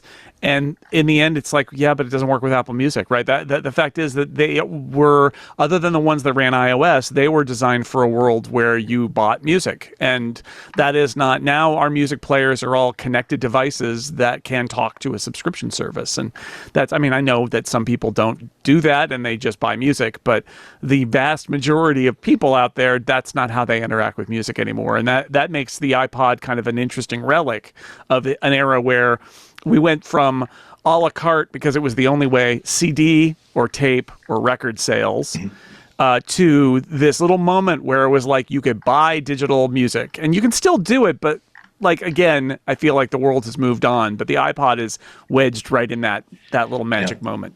That's why it's somewhere in a drawer somewhere in your house or in your garage or whatever. There is an iPod that you have not used in 10 years. And I'm encouraging you to go to Amazon, buy the USB cable you need, because you don't often have a chance to have a snapshot of all of your tastes, musical tastes, 10 or 15 years ago. And when you light up that thing again and you see like Andy's Awesome Party Mix 2003, woo! And it's like, oh, wow, you were kind of unfocused and didn't have much taste back then, did you, Andy? Or, oh my God, Love Shack. Why do I not play Love Shack every morning? Awesome. Well, happy birthday, I guess, to the little iPod. Yep. It's kind of it's funny. 23 years is a lifetime in it is. It's technology. My daughter's lifetime. Her birthday was last week. So yes. Yeah, but you still think of her as young, right? But this is old. We had to break it to her that she may not be young anymore now that she's in her veering into the mid-20s now. Yeah, forever young. People will stop marketing things to you, my love. Don't get used to it. I don't. Yeah, it's tough, but it'll happen. It's true. Yeah, Start complaining about the generation that's younger than you. Generation Alpha. What's their problem? All of the music will stink. None of the TV shows. None of the shows will. You're watching MacBreak Weekly. Andy Iannacco, Alex Lindsay, and Jason Snell. And a big thanks to our club members who make the show possible. Club TWiT is our way of kind of trying to supplement a diminishing ad business for podcasting. I just saw, somebody said that something like half of all podcast listening goes to 25 different shows, the top 25 shows. And that's we're in the long tail. We used to be one of the top 25 shows many moons ago. Back in the day, you put us on your iPod and listen to us. But that's different now. It's a long tail. We're a niche network. And honestly, I always thought it'd be best if we were supported by our audience. So here's your opportunity to join Club TWiT. We keep the price low, $7 a month for all of our shows. You get ad-free versions of everything. You get access to the Club TWiT Discord, which is a great place to hang out with some equally interesting and intelligent people. You can talk about the shows during the shows, but you can also talk afterwards, and there's lots of other stuff going on in there. We have special club-only programming that we do. In most cases, you can get the audio in public, but the video is available to the club.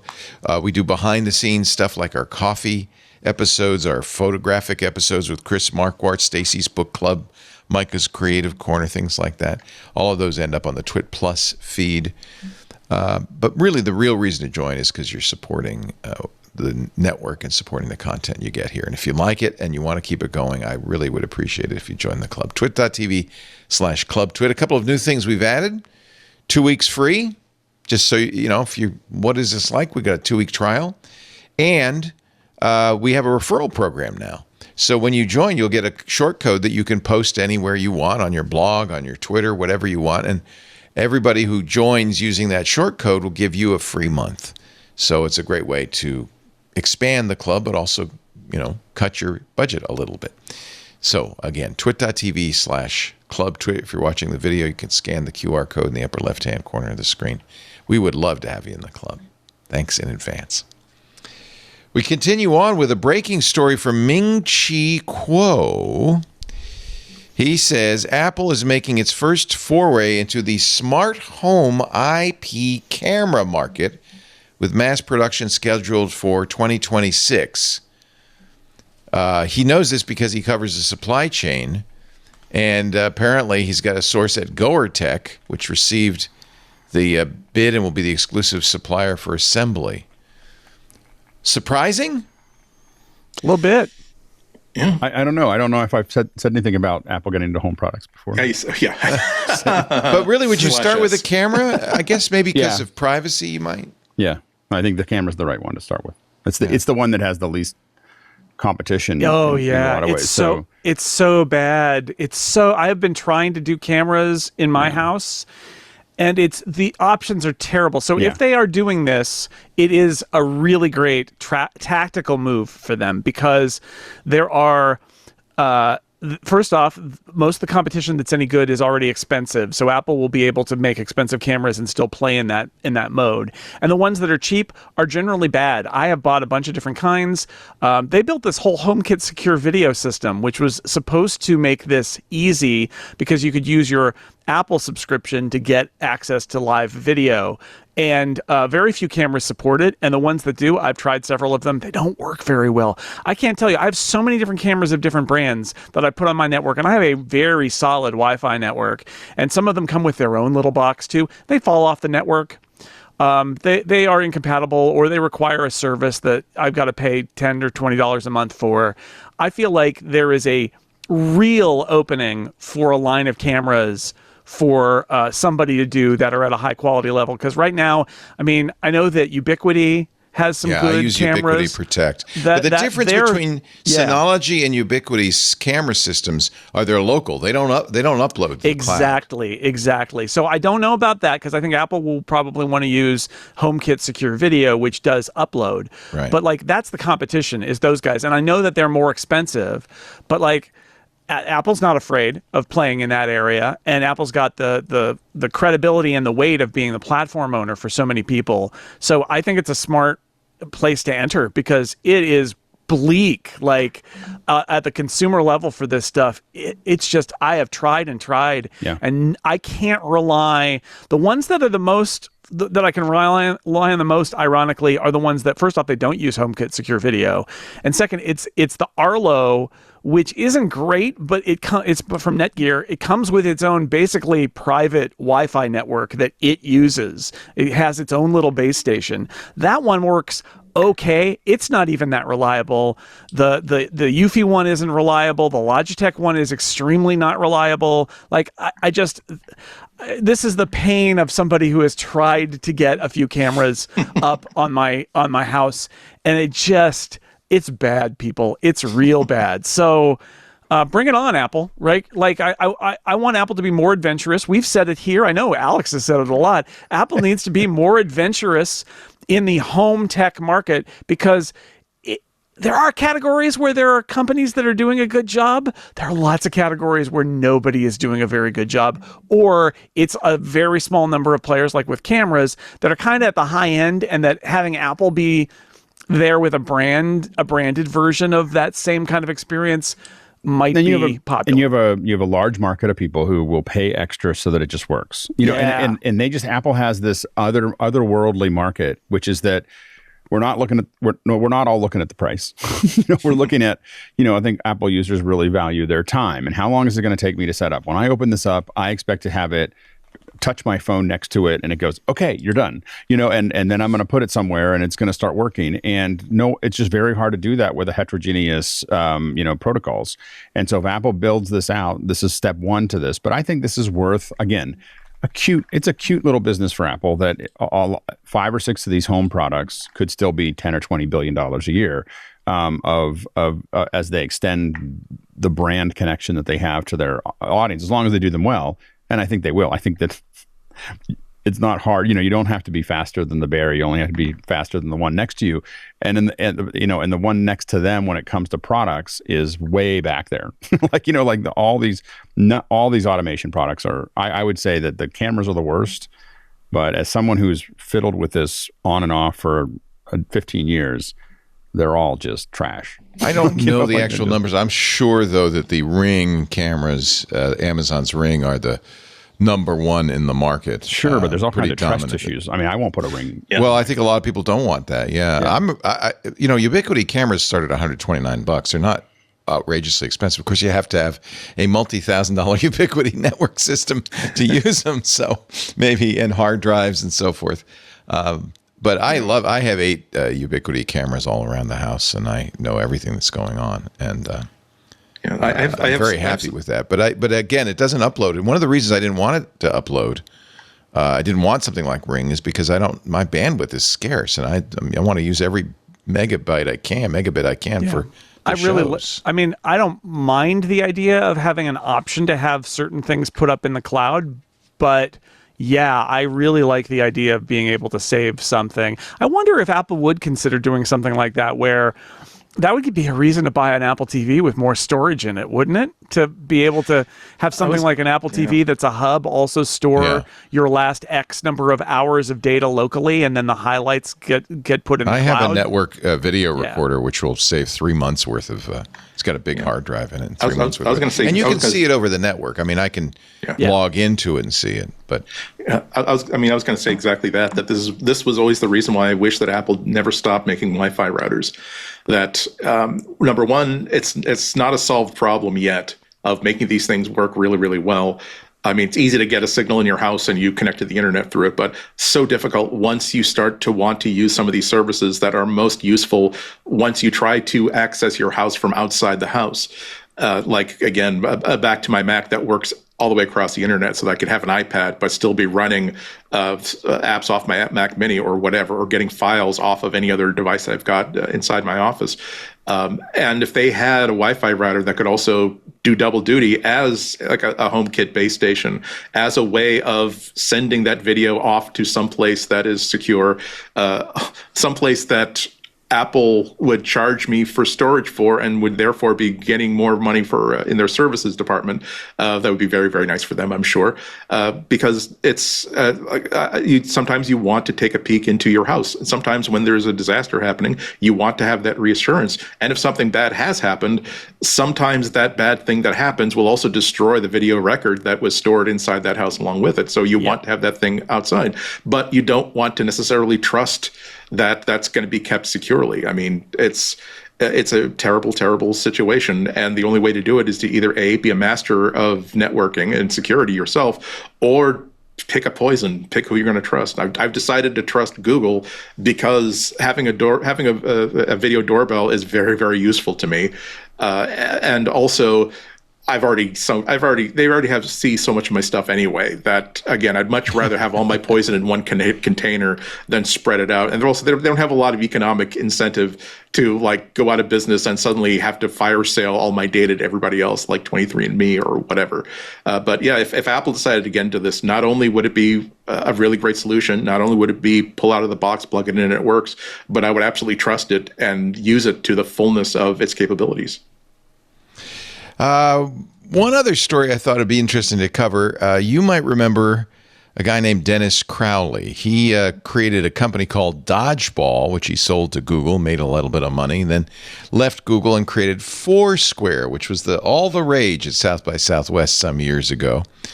Foursquare was replaced with Swarm, and is he's kind of out of the Foursquare world now. Malik had an interview with him on his blog this week, in which he talked about Dennis Crowley's next effort, which I really like. It is to take your AirPods and turn them into kind of a tour guide, augmented reality using audio.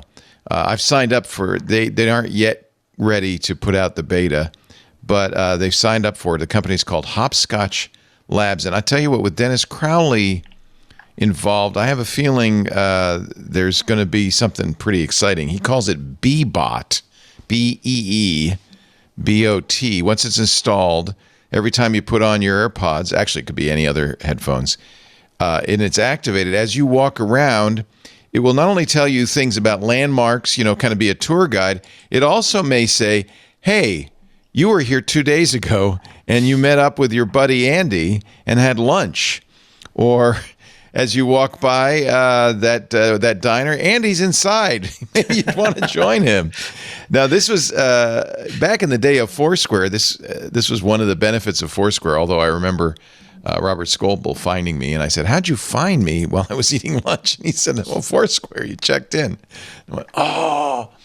I'm very excited. I think this is a really interesting use of AirPods. I wonder if Apple is considering something similar, but I think Dens could do something very interesting with this. Well, and I think that it could get really interesting if you start using things like ultra wideband, which the phones have, and the Apple, a lot of the Apple trackers have, and start using that technology. That technology has been out now for a couple of years, and it's not being used very heavily. And it can. You remember beacons? You were supposed to be able to walk into a store and. Well, those were low energy Bluetooth, and one of the problems with them is that they weren't accurate enough. So they were plus or minus, really in working plus or minus 1.5 to 3 feet, which is good, but low energy Bluetooth was not quite enough. Ultra wideband, I believe, is 6 to 10 centimeters. So it's a much smaller ball that it knows where that transmitter is. And that means it can really identify where you're standing. And if you think about those things, both on a GPS level and an ultra wideband level and all the other things connected in between, you can have incredible tours where you could, for instance, you could be using a variety of AI. Imagine being able to walk through a Civil War battlefield or a castle or Angkor Wat or something else and have it be able to just talk to you. Like as if, if you look over to your right, this is where that used to be, or this is what happened over here. For tours, there's a lot of just stuff of like you looking for Starbucks and it telling you where it is. But there's also these tour opportunities that a lot of us have talked about for decades, than just the thinking that the technology would get there faster than it has. There are apps. I had one when we were in Hawaii, for instance. You could put on your iPhone. It uses the GPS, and as you're driving around, it's like having a know-it-all uncle in the back seat saying, he said, hey, this is absolutely the best slushy place. What do they call it in Hawaii? They have those shaved ice. Shaved ice. This is the best shaved ice place in the whole island, man. And you pull over, and it would literally say, okay, pull over here, or take a right up at that sign up here as you're driving around. It was the greatest. I had one in Rome I used as we were walking around. And Rome is a perfect place for this because every corner is everything bit of history. I would love this idea. And if it's incorporating also your own personal history, I think this could be very interesting. And also with AI, it can be much more, the dexterity of it can be much different because it's you don't have to pre-record everything anymore. So you don't have to figure out what you're going to say in Rome everywhere it goes. It looks at it and looks at contextually what you're interested in and what you've been interested in the past. I saw a turkey fight yesterday, which I hadn't expected. Outside, right in front of my house, 2 turkeys were going at it. I mean, wrapping their head around each other. And there's 2 males. Look, because there's only one. I know a lot about turkeys. We have wild turkeys. Only one male gets to be with the brood. Well, no, these are the ones that are kicked out. These are the ones. Young There are 3 of them. That's right. There are 3, and then I had to go to FedEx, and on the way down to FedEx, I learned all about it. I learned about you knew what pecking order is. I'm talking to ChatGPT while I'm driving, just going, so what is this, and how does this work, and what is it? And it turns out if it turns out if you're a young male and you threaten the older male or fight with the older male too many times, they just kick you out. And and so then there's 3 of them, and then there's still a pecking order within that group, and they have to fight over it. And usually it's not fatal, but sometimes it is. And this whole long discussion. But I realized thinking about this is that this is the kind of thing where you could be standing somewhere and it's giving you that tour that you're talking about based on your location, but you can also ask it questions. Like, so you could be at the, at something. Well, what happened here? And why was that important? And what does this look like? Yeah. Why is there a pit here? Yeah. Yeah. But so you're just literally talking to someone as you're walking through a city or a tourist area. I think it's an incredible opportunities. Yeah. Yeah. Well, we'll watch with interest. I signed up immediately for the, test flight, and he hasn't released it yet. But I think this is what I always thought augmented reality could be, is something in the AirPods, knowing where you are. Yeah. And This is why Google has such a leg up on a lot of this stuff, because for the past 10, 15 years, they've been developing Google Maps, which is not just a way to get you from here to there. It's also what is everything that is close to you at this moment, and it's the one best channel for filtering those questions. They just I think they had an announcement last week where they said they've just opened Google Maps to grounding service for other AIs. So if another AI wants to double check its information to say, okay, well, when does the FedEx that's close by here close? They can check it against Google Maps through an API, and it will basically ground double check their AI before they send somebody into a ravine with a package. I've been watching, as has Adam Engst of Tidbits, the latest round of Apple intelligence ads. He calls them misguided because in almost every case, they show stupid people getting away with murder thanks to Apple Intelligence, the employee who's a goof-off who surprises his boss with a well-written email thanks to Apple Intelligence. My favorite one is the guy at the board meeting who's asked to summarize the document that he obviously didn't read. He slides his chair out the door, asks Apple to summarize it, then slides back in and says, let's go over this. The one where the wife has forgotten, of course, to give a gift to her husband for his birthday, and she creates in seconds a memories movie that she gives to him, and everybody goes, "Oh, you're so good." Adam doesn't like these so much. He says they're humiliating to humans, and they're just like the Crush iPad Pro ads. Do you agree or not? I kind of think they're funny. I think the Crush iPad ad was at a different level. Yeah, I think that saying they're just like it, I think makes them worse than they are. I do think that for a lot of us that use a lot of AI, they're not the kind of thing we use AI for very often. So I think you kind of look at it like, I guess it's kind of funny. But I don't know if you tried to use it that way, I think you'd have a hard time. It never works out as well as you think it will. His point is Apple's promoting Apple Intelligence as something that can bail you out from being a crappy employee or a lousy spouse. This is my good friend and Tom's Guide, speaking of them, writer Philip Michaels always called these ads the our users are jerks. Our users, he didn't use the word jerks. He used another word I'm not going to say. But it's that, I think that's the problem with it, right? Is that it's basically saying our users are jerks. Our users are dumb. Our lazy. Users are inconsiderate of their family's celebration. And rather than, Apple, a company, I don't want to get too worked up on this, but because this is a silly ad, but where it relates to the Crush ad is that Apple is about a company empowering people to be creative.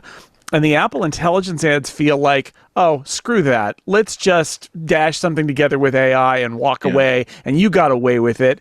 And I think that they're miscalibrated, at least, maybe that's who they want to reach, are their users who are jerks. But it seems like it should feel a little more empowering in a positive way and not like you got away with murder, like you said, Leo. I think that that's the problem I have with it, in addition to the fact that, remember, a lot of these Apple Intelligence ads started before they had shipped anything, and they're still sort of promising some things that aren't quite there yet. But either way, I think that it comes back to that, which is it leaves an unpleasant taste in your mouth to have it be our users are inconsiderate boobs and they got away with murder because they used Apple Intelligence. Maybe not. Let's face it. At least it was a long-standing tradition that advertisements featured boobs. Not that fools. Classic. Yeah, yes, I mean, again, the word you never identified with them. It was always, the please don't squeeze the Charmin guy. There are a lot of ad campaigns that have worked or have run, and I don't think they work, where it's sort of like the main person in this ad is a dummy. And they often use our product. And often it's like, a male. why would I want to use your product if the person who uses it is a dummy? Who's out there going, I too am an inconsiderate dummy and would like to use your product? It is a long-standing tradition in television advertising. I'm only saying. But, like with the one with the why did you use my stuff in the refrigerator or something like that, you do know, we all know people in the office that are like that about things, and you think maybe this would be good for them. Yeah. But it's not. It's not me. I'm not a dummy. But this is cool. Trying to fire that. Imagine a different version of that where it's like, wow, I'm going home at 5 p.m. and I'm actually having dinner with my kids because all of this crap work that idiots above me have been putting on me through the last round of layoffs because of this economy, that I now have to do the work of 8 people. Now I've got a tool that lets me do the work of 10 people. It's not fair, but at least this will let me get home and see my kids once in a while. Yeah. And 18.2 is coming out. Gurman says December 5th, I think, first week of December. Jason, you're playing probably with the betas, yes? Yeah. Good? Sure. Something to look forward to. I'm looking forward to Genmojiing my Sure, life the Genmoji is good. I think image playgrounds are bad. I think they're fundamentally just not very good and kind of weird, and that Apple is shipping them because they think they're good enough. And I would argue that not only does their reliance on the idea that you're going to use somebody from your photos library as a model for the image generation, which means you're using your friends' images without their consent, which I think is gross. But as Alex would point out, Apple's image generation is also so far behind the competition that it's doubly embarrassing, I think. But Genmoji is a great example of it being super targeted. It's trained on Apple's emoji set, and it's presumably Memoji designs as well. But it's like a very specific style. And then generating emoji from that, it's harmless, I think, and fun in a way that the image playgrounds, I just like. First off, it's not good. I've used it with pictures of my friends, and it's not good. And I've seen all the stuff that Alex generates, and Apple, it's I don't know why they're shipping this, because they're behind, and I don't think people are going to be happy with it. I mean, I'm making a lot of stuff, but I'm also spending $500 a year on Midjourney in a way that and using it in a way. I mean, I probably do 5,000 or 6,000 images a week. So so it's an entirely different world than what I expected. I don't have little graphics. I think Apple, I'm hoping to see them in Image Playground look at certain things, and I think they have to some degree. Things that work inside of my, there are things that Midjourney, for instance, doesn't do consistently. I like to add fun things to my keynote presentations. I just need it to be over a plain white background. I just want that to be a checkbox and have it not show me an image that isn't in front of a plain white background with, that isn't going off the frame. So I have this little object I can throw onto it. And I think alpha channel. Imagine if AI image generators could do alpha channels, but they can't. Exactly. I mean, so the thing is that those are all things that even if it didn't have an alpha channel, obviously Apple's remove is so good. But I think that there are places where Apple could turn the dial to make it a little bit more specific that would outdo Midjourney. If they, you don't have to go after Midjourney. There are a bunch of things from a keynote perspective, an educator perspective, corporate perspective, home perspective that'd be really fun for them to do. And I hope that they kind of take advantage of, again, what they can be different at. So far, they haven't. This might not be a thing that they kind of want to get involved with. There's so many third rails involved here. Amongst them, if your audience is a lot of creative people, do you want to be a company that's seen as, hey, we're going to help you not sell that stock image. We're going to help you not get that contract to create this logo because we're going to give people AIs that have been trained on your imagery so they can do it themselves. I think everything they've shown us so far made me think that emojis are safe. They're cheap. They don't have to be all that good. Doesn't get them into the trap of thinking that we are creating an image that doesn't exist. We are modifying people's understanding of reality. I think that they're going to be very, very happy to allow Midjourney and others and Imagen 3 and all these other image generators to do the work for them. They'll put all the hooks that they want to into it so that people can an app can call out to a third-party system to do that. But I don't think that they want to have that label on them. They don't want to have that responsibility. Let us take a break and continue this discussion in moments when we get our picks of the week with Andy Anako. When are you going to be on GBH in Boston next? Next week, Thursday, 12:30 p.m. Go to wgbhnews.org as usual. Jason Snell, 6colors.com. You got 3 whole months till you have to make color graphs again. Apple their results were their end of their fiscal year, so I've got another Charts-a-Palooza coming with the annuals. How exciting. Because that's a way to make more content on the internet without doing anything. No, like actually, wait a minute. No. It's good because we want to know how Apple's doing, not in quarter by quarterly, but like a whole year. It's one of my favorite posts of the year, honestly, and nobody seems to do it. So, check. That'll be out. No, I think it's important. Yeah, I'm looking forward to that. 6colors.com. Yes, and of course, Alex Lindsay, who every morning gets up bright and early. After he milks the cows, he goes into the studio and does office hours. Yeah, and you'll see a lot of changes. We got to 4K. I said wow. Before, so you're going to see. So now we're doing 4K, and we're finding. You remember, all these, Alex, when you did the first HD podcasts? It was MacBreak. The funniest part of that was that the most viewed MacBreak video, or second most viewed MacBreak video, was. We did the first MacBreak video. The road to 1080p. The first one was us going to Macworld and just wandering around with Emery Wells and Amber and yourself and I. And then that was number 1. Number 2 was the road to 1080p, and it was because we had recorded 25 episodes at Macworld, like at a studio near it. And Leo was emailing me almost every day, like, "Hey, when are you going to release this? Like, you got to get this out." And we couldn't. The data was so big, we couldn't get it to work. And so we're sitting there. So I had to put something out, and I put it out, and it was very successful. But it was So was it 1080p? No, it was 720. Right? No, it was 1080. I never. Oh, okay. Never did any of that 720 stuff. So peasant. Now you're 4K, my friend, and it was a lot easier moving to 4K. Well, 4K live, and so we're doing 4K live. Last night for extra hours, because we do one in the evening now too. We have 2. We have extra hours on Mondays and the rundown on Thursdays, which is another one. Crazy. But in extra hours, the 2 of the guys figured out how to do NDI bridge to bring back 4K as a delivery from their cameras, and so now we're taking it there. But we're also this weekend we'll start doing HDR tests, and we hope to be on. High dynamic range for the show. And then, oh my God. And then the next thing is to go to 60 frames a second. And then the next thing to go is to 5.1 audio. Again, we're doing it not so much because you need to have a bunch of talking heads at that level. We're doing it because we really want to do a lot of coverage next year of conferences and, expos and so on and so forth. And we do think it makes a difference there, but we want to get to a point where it's not a lift. Like we're doing it every day. All we got to do is just add this camera. And so we're not doing a lot of second hours or specials. You're just going to see for 2 months us just evolving very quickly and taking chances. The color may not look very good next week because if it's even close, we're going to leave it on so that we can tune it.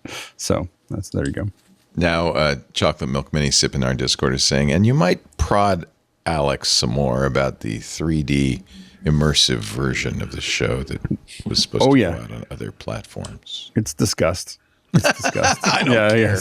Personally, I don't care. We already did a whole one where all of us were in the Apple Vision Pro. Nice. There you go. The capturing right now, capturing the spatial live is potentially possible, but there's still some little hiccups in the transport, so we're working on it though. Officehours.global. If you want to join the fun, everybody's invited. Yeah. All right, time for our picks of the week. I'm going to start because I'm usually too lazy to do a pick of the week. I'll be honest. But I saw this and I thought, oh, this is kind of cool. You know me, I like the terminal. I like the command line. And I found a website, SS64, that has a alphabetic glossary of macOS bash commands. Yeah, it's kind of amazing how much Apple, for instance, you don't need to download an app to prevent the system from sleeping. There's a command called caffeinate. There's a command called cal that will display a calendar. I can go on and on and on. It's a really powerful system. This is all in the terminal. But if you're one, I think this is, personally, I like just browsing through it and trying things. It's a really good way to get under the hood of your Mac and see what's going on inside. So I just thought I'd mention that the website, actually, I don't even know what the website, I'll put it in the show notes. It's ss64.com/Mac. That's it. ss64.com/Mac. Jason, I'm excited about your pick of the week. Tell us about that. Yeah, it's Balatro. I can't believe I didn't pick this before. So Balatro has been out on PC and Steam, and there's a Mac version on Steam too for a while now. But it is last month, or actually in September, it came to Apple Arcade, as well as you can just buy. You can use it the normal way in the App Store and buy it, pay money. But it's also in Apple Arcade as Balatro Plus, and it's on the Mac as well in Apple Arcade. It looks like this is a port because it looks like kind of 8-bitty a little bit. It's got a style. It's actually, you got settings. You can do like CPU lines, but you can turn them off and smoothing it. It's meant to be a little retro. Yeah. It's a roguelike poker game, but it's, of course, more than that. There's a lot more going on because you modify the scoring of the game with jokers that you buy in the store, and they completely change your strategy for playing the game.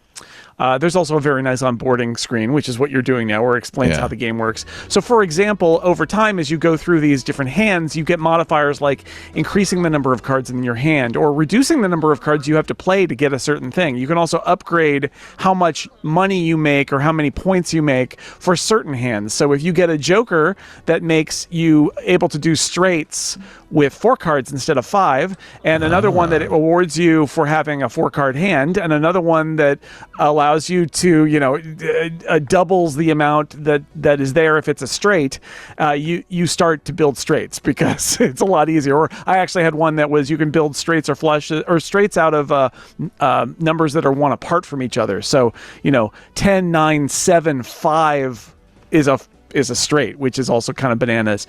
It is really replayable. It is easy to pick up. A moment to learn, a lifetime to master, that classic line. It is super addictive, and if you've got Apple Arcade, you've got it for Mac or iOS. A lot of fun, but just remember the point is the upgrades. It's not a poker game. It's using poker as a mechanic to deal with the jokers and other upgrade cards that you do between rounds with the money you earned, and that changes the game dynamic. And then once you win by going through 27 hands, basically up to level 9. But if you or something like that, maybe it's up to level 8, you have more challenges, different ways to start, different modifiers. It all just kind of like keeps on unfolding. And again, it's a roguelike in this. So basically, one of the things I like about roguelike games is you don't end up with having to grind to get resources. Instead, you every time it's new and you start from zero and you have to build again. And I like that in a game because I don't like grinding to manage my resources. I want to just play and then be done. And it's fantastic. On the iPhone, it's got haptics. It's got great music and sound effects that you can turn on or off as you like. I think it's a great iPad game. Anyway, highly recommended, super addictive, fun Balatro. And again, if you've got Arcade, you got it on all those Apple platforms. That's nice. Yeah. Balatro. What does that mean? Anything? Oh, Joker. I think it's Joker. Joker in Spanish. Because the Jokers, Nice. I think that's what it means. Yeah. Cool. I don't know. I don't speak Italian. All right. Thank you, Jason. Andy Anacco, pick of the week. End of daylight savings time and also winter time, which means that like my laptop bag has to have like this stuff. I love this. And also this because Lisa I'm walking. gave me this for Christmas a couple of years ago. It's incredibly useful. What is this? It really is. So this is just reflective stuff, so I don't get killed walking away home. That's but this is one of the best things I ever bought in my life. This is a headlamp, but a really good one. It's made by Black Diamond. This is the Spot 400. There's also the Storm 450. This is like $40. The next one up is like $60. But this is nothing like the cheap stuff you get for like $5 at the drugstore, because it's IP67 rated, so rain is not a problem. It has a lot of adjustability in the brightness of the light. So like if you're having it super bright at its maximum, 3 AAA batteries or the rechargeable battery pack will last for 2 hours. But if you have it like at a more sensible thing, just so that you're not stumbling around, you can easily like lower it, and then you get like 160, 170 hours to it. And it has multiple modes. So you have the side light for super intense. You have a red, green, and blue light. So if you don't want to compromise your night vision. And so now, obviously, I talked about it. It's just well built. Also, there's a battery status indicator, 3 or 4 lights over there, and you can actually lock it. So when it's in your pocket, if you hold down both buttons simultaneously, the buttons will start flashing, and that means that you can put it in your pocket. You won't accidentally turn it on and run down the battery while during the daylight hours. Now, I bought it. The first time I bought one of these was for my bike, because it's nice to have a headlamp on your bike, but it only points to where you're directed, when sometimes you actually want to look to see where you don't want to crash. So you need to have a headlamp and a good one. But my goodness, the amount of things that I use this for all the time. For instance, if I'm fixing something, whether I'm underneath the sink or whether I'm just fixing my camera like on a desktop, having this super bright light that's aimed exactly at where you're looking is killer. Having it when there's a power outage, I don't have to illuminate the entire place. I don't have to have lanterns. All I want to do is see where I'm going. And so I've got this going for me. The fact that it works on AAAs or a rechargeable battery pack means that even if the power outage lasts 3 or 4 days, it's not like I'll kill the rechargeable battery and then I'm out. I even use it a lot, like when I just need to get up in the middle of the night. It's like, if I need to go downstairs for something, how many lights do I have to turn on, versus just take this off the nightstand drawer, put it on, and I'm absolutely good. On and on and on and on. If you have the point is, if you have this in your collection of stuff, there are so many times when you're not taking a bike ride or not walking in the dark, when you will realize that, this is the perfect thing for the situation I'm in right now. And once again, I can't overstate the difference between, it's $40, $50 if you buy an even nicer one, $60 or $70.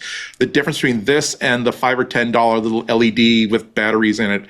This is so much better and so much more useful that I actually bought an upgrade just so I can have 2. So I have one in my laptop bag at all times, but also one near the bed, so that, again, if I have to get up in the middle of the night because the power's out, I need to quickly go into the office and shut down my server.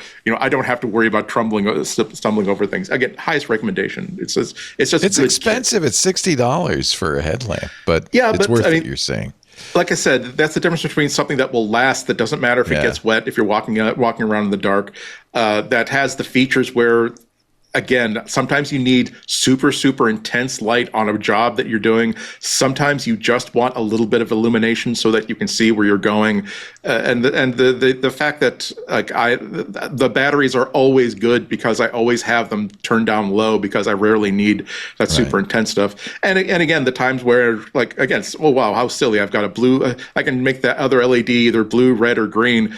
But then, how about the times where, you really do, don't want to destroy the times where I'm out at night, doing astrophotography in the middle of the woods, where I don't want to destroy my night vision, but I do need to check to see where this knob is set. That's when, thank goodness this thing has a red or a blue light setting.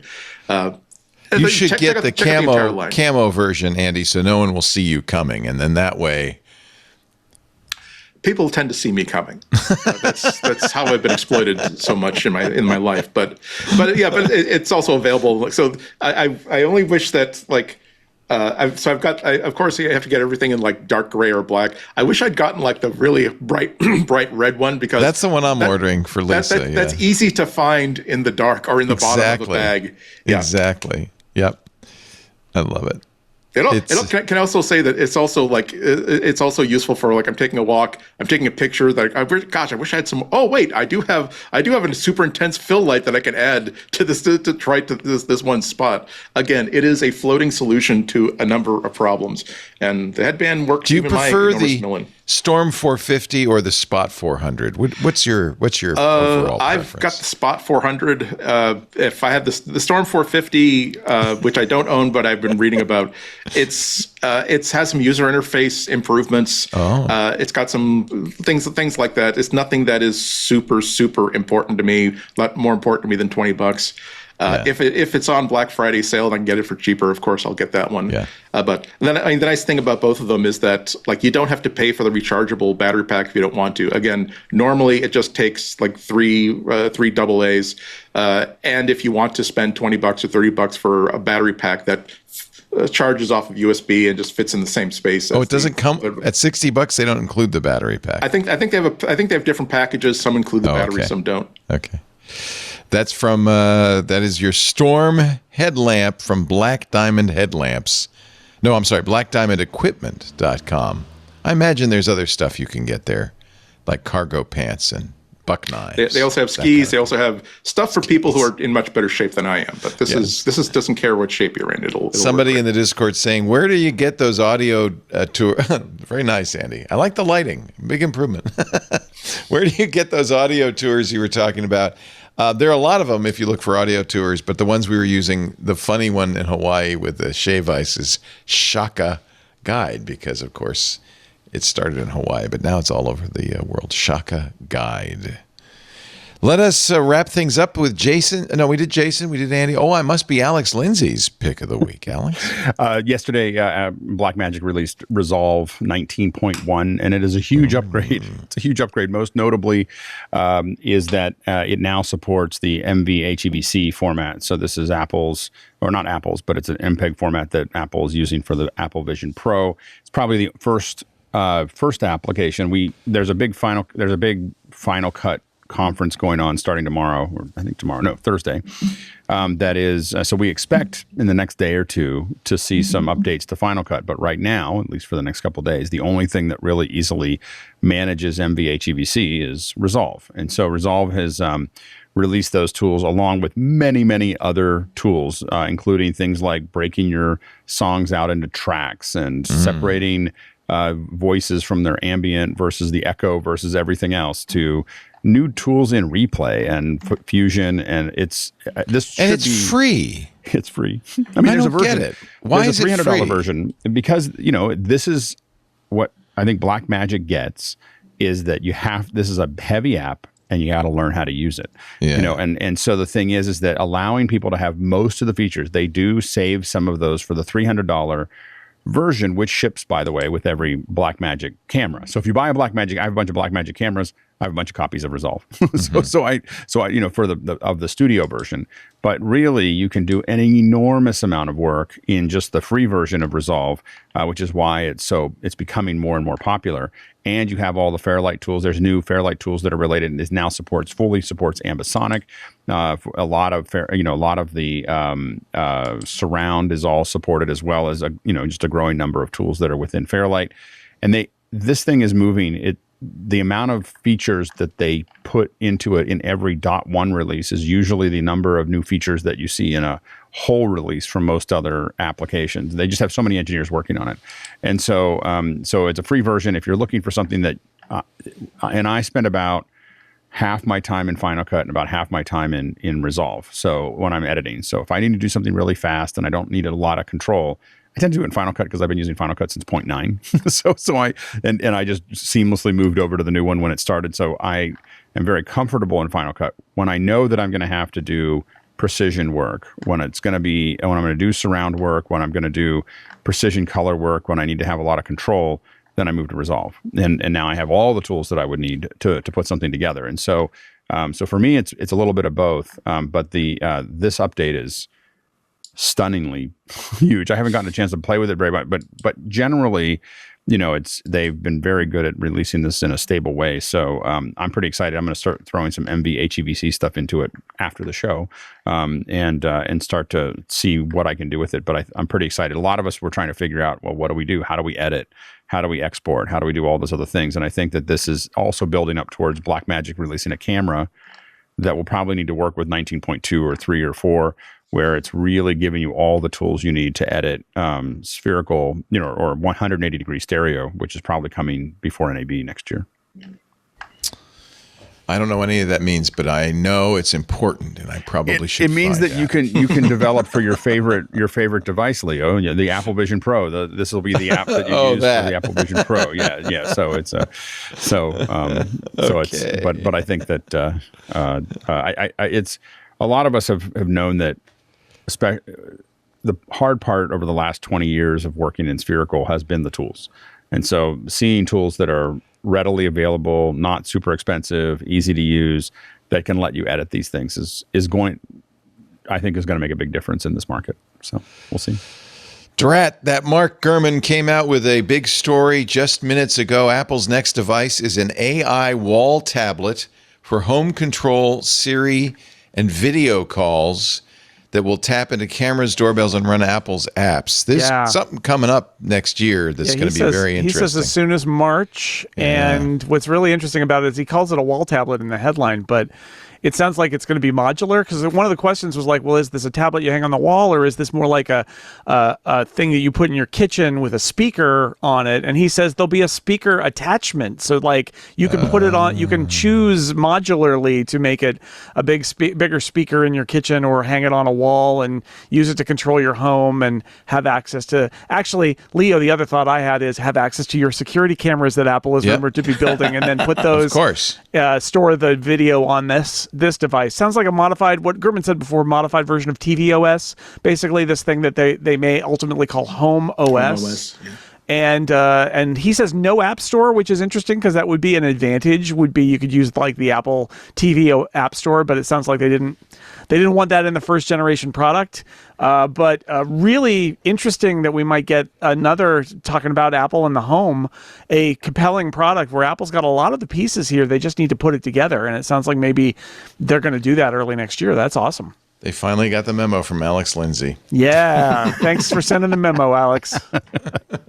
You say it over and over again every week for a couple of years. Alex is nailing his memos to the doors of Apple Park, and finally they're like, "Get out of here, you!" 200 little paper airplanes, little paper airplanes over the thing. Like, I just want a light switch. I just want a light switch. Just one. Years to come, he will be the Martin Luther of Apple. We'll know him.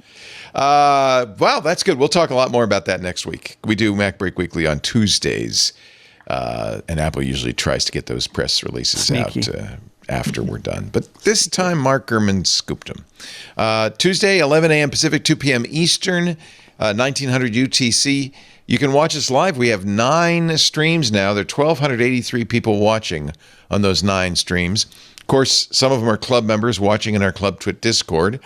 YouTube.com/TWiT/live, Twitch.tv/TWiT. We're also on Kick, X.com, LinkedIn, Facebook, and TikTok. Yes, TikTok, because I'm with the kids, hip and with it. Gotta enjoy it while it lasts. Yeah, who knows what's the future of TikTok? I think it'll be fun. That one. I don't want to get in that one. I like TikTok. I want TikTok to survive. Thank you all for being here. You can also, you don't have to watch live. You can also watch after the fact, which is how the vast majority of people do it. We keep copies of the show, audio or video, your choice, on our website, twit.tv/MBW. If you go there, you'll also see a link to a YouTube channel with all the video from every show. That's handy because it's a good way to share a little clip with somebody if you want to, say, hey, I'm excited. Look what Apple's about to do, that kind of thing. Or here's a cool tip. If you like poker and Uno, whatever it is, you can share that from the YouTube channel. Easiest way, though, and I think the most people listen this way, is to subscribe in your favorite podcast player. Put it on your iPod, sync it up via FireWire, and then you can listen wherever you are The links to the RSS feed and a number of links to a number of different podcast players also available at twit.tv/MBW. Thanks to our producer, technical director, and editor, John Ashley. We appreciate the work you do, John, wherever you are. We don't know. He's in space somewhere. We also thank, of course, our wonderful hosts, Sandy Anako, WGBH Boston, Alex Lindsay from officehours.global, and Jason Snell, sixcolors.com. Thanks for being here. Now it is my solemn duty to tell you, get back to work because break time is over. Bye-bye.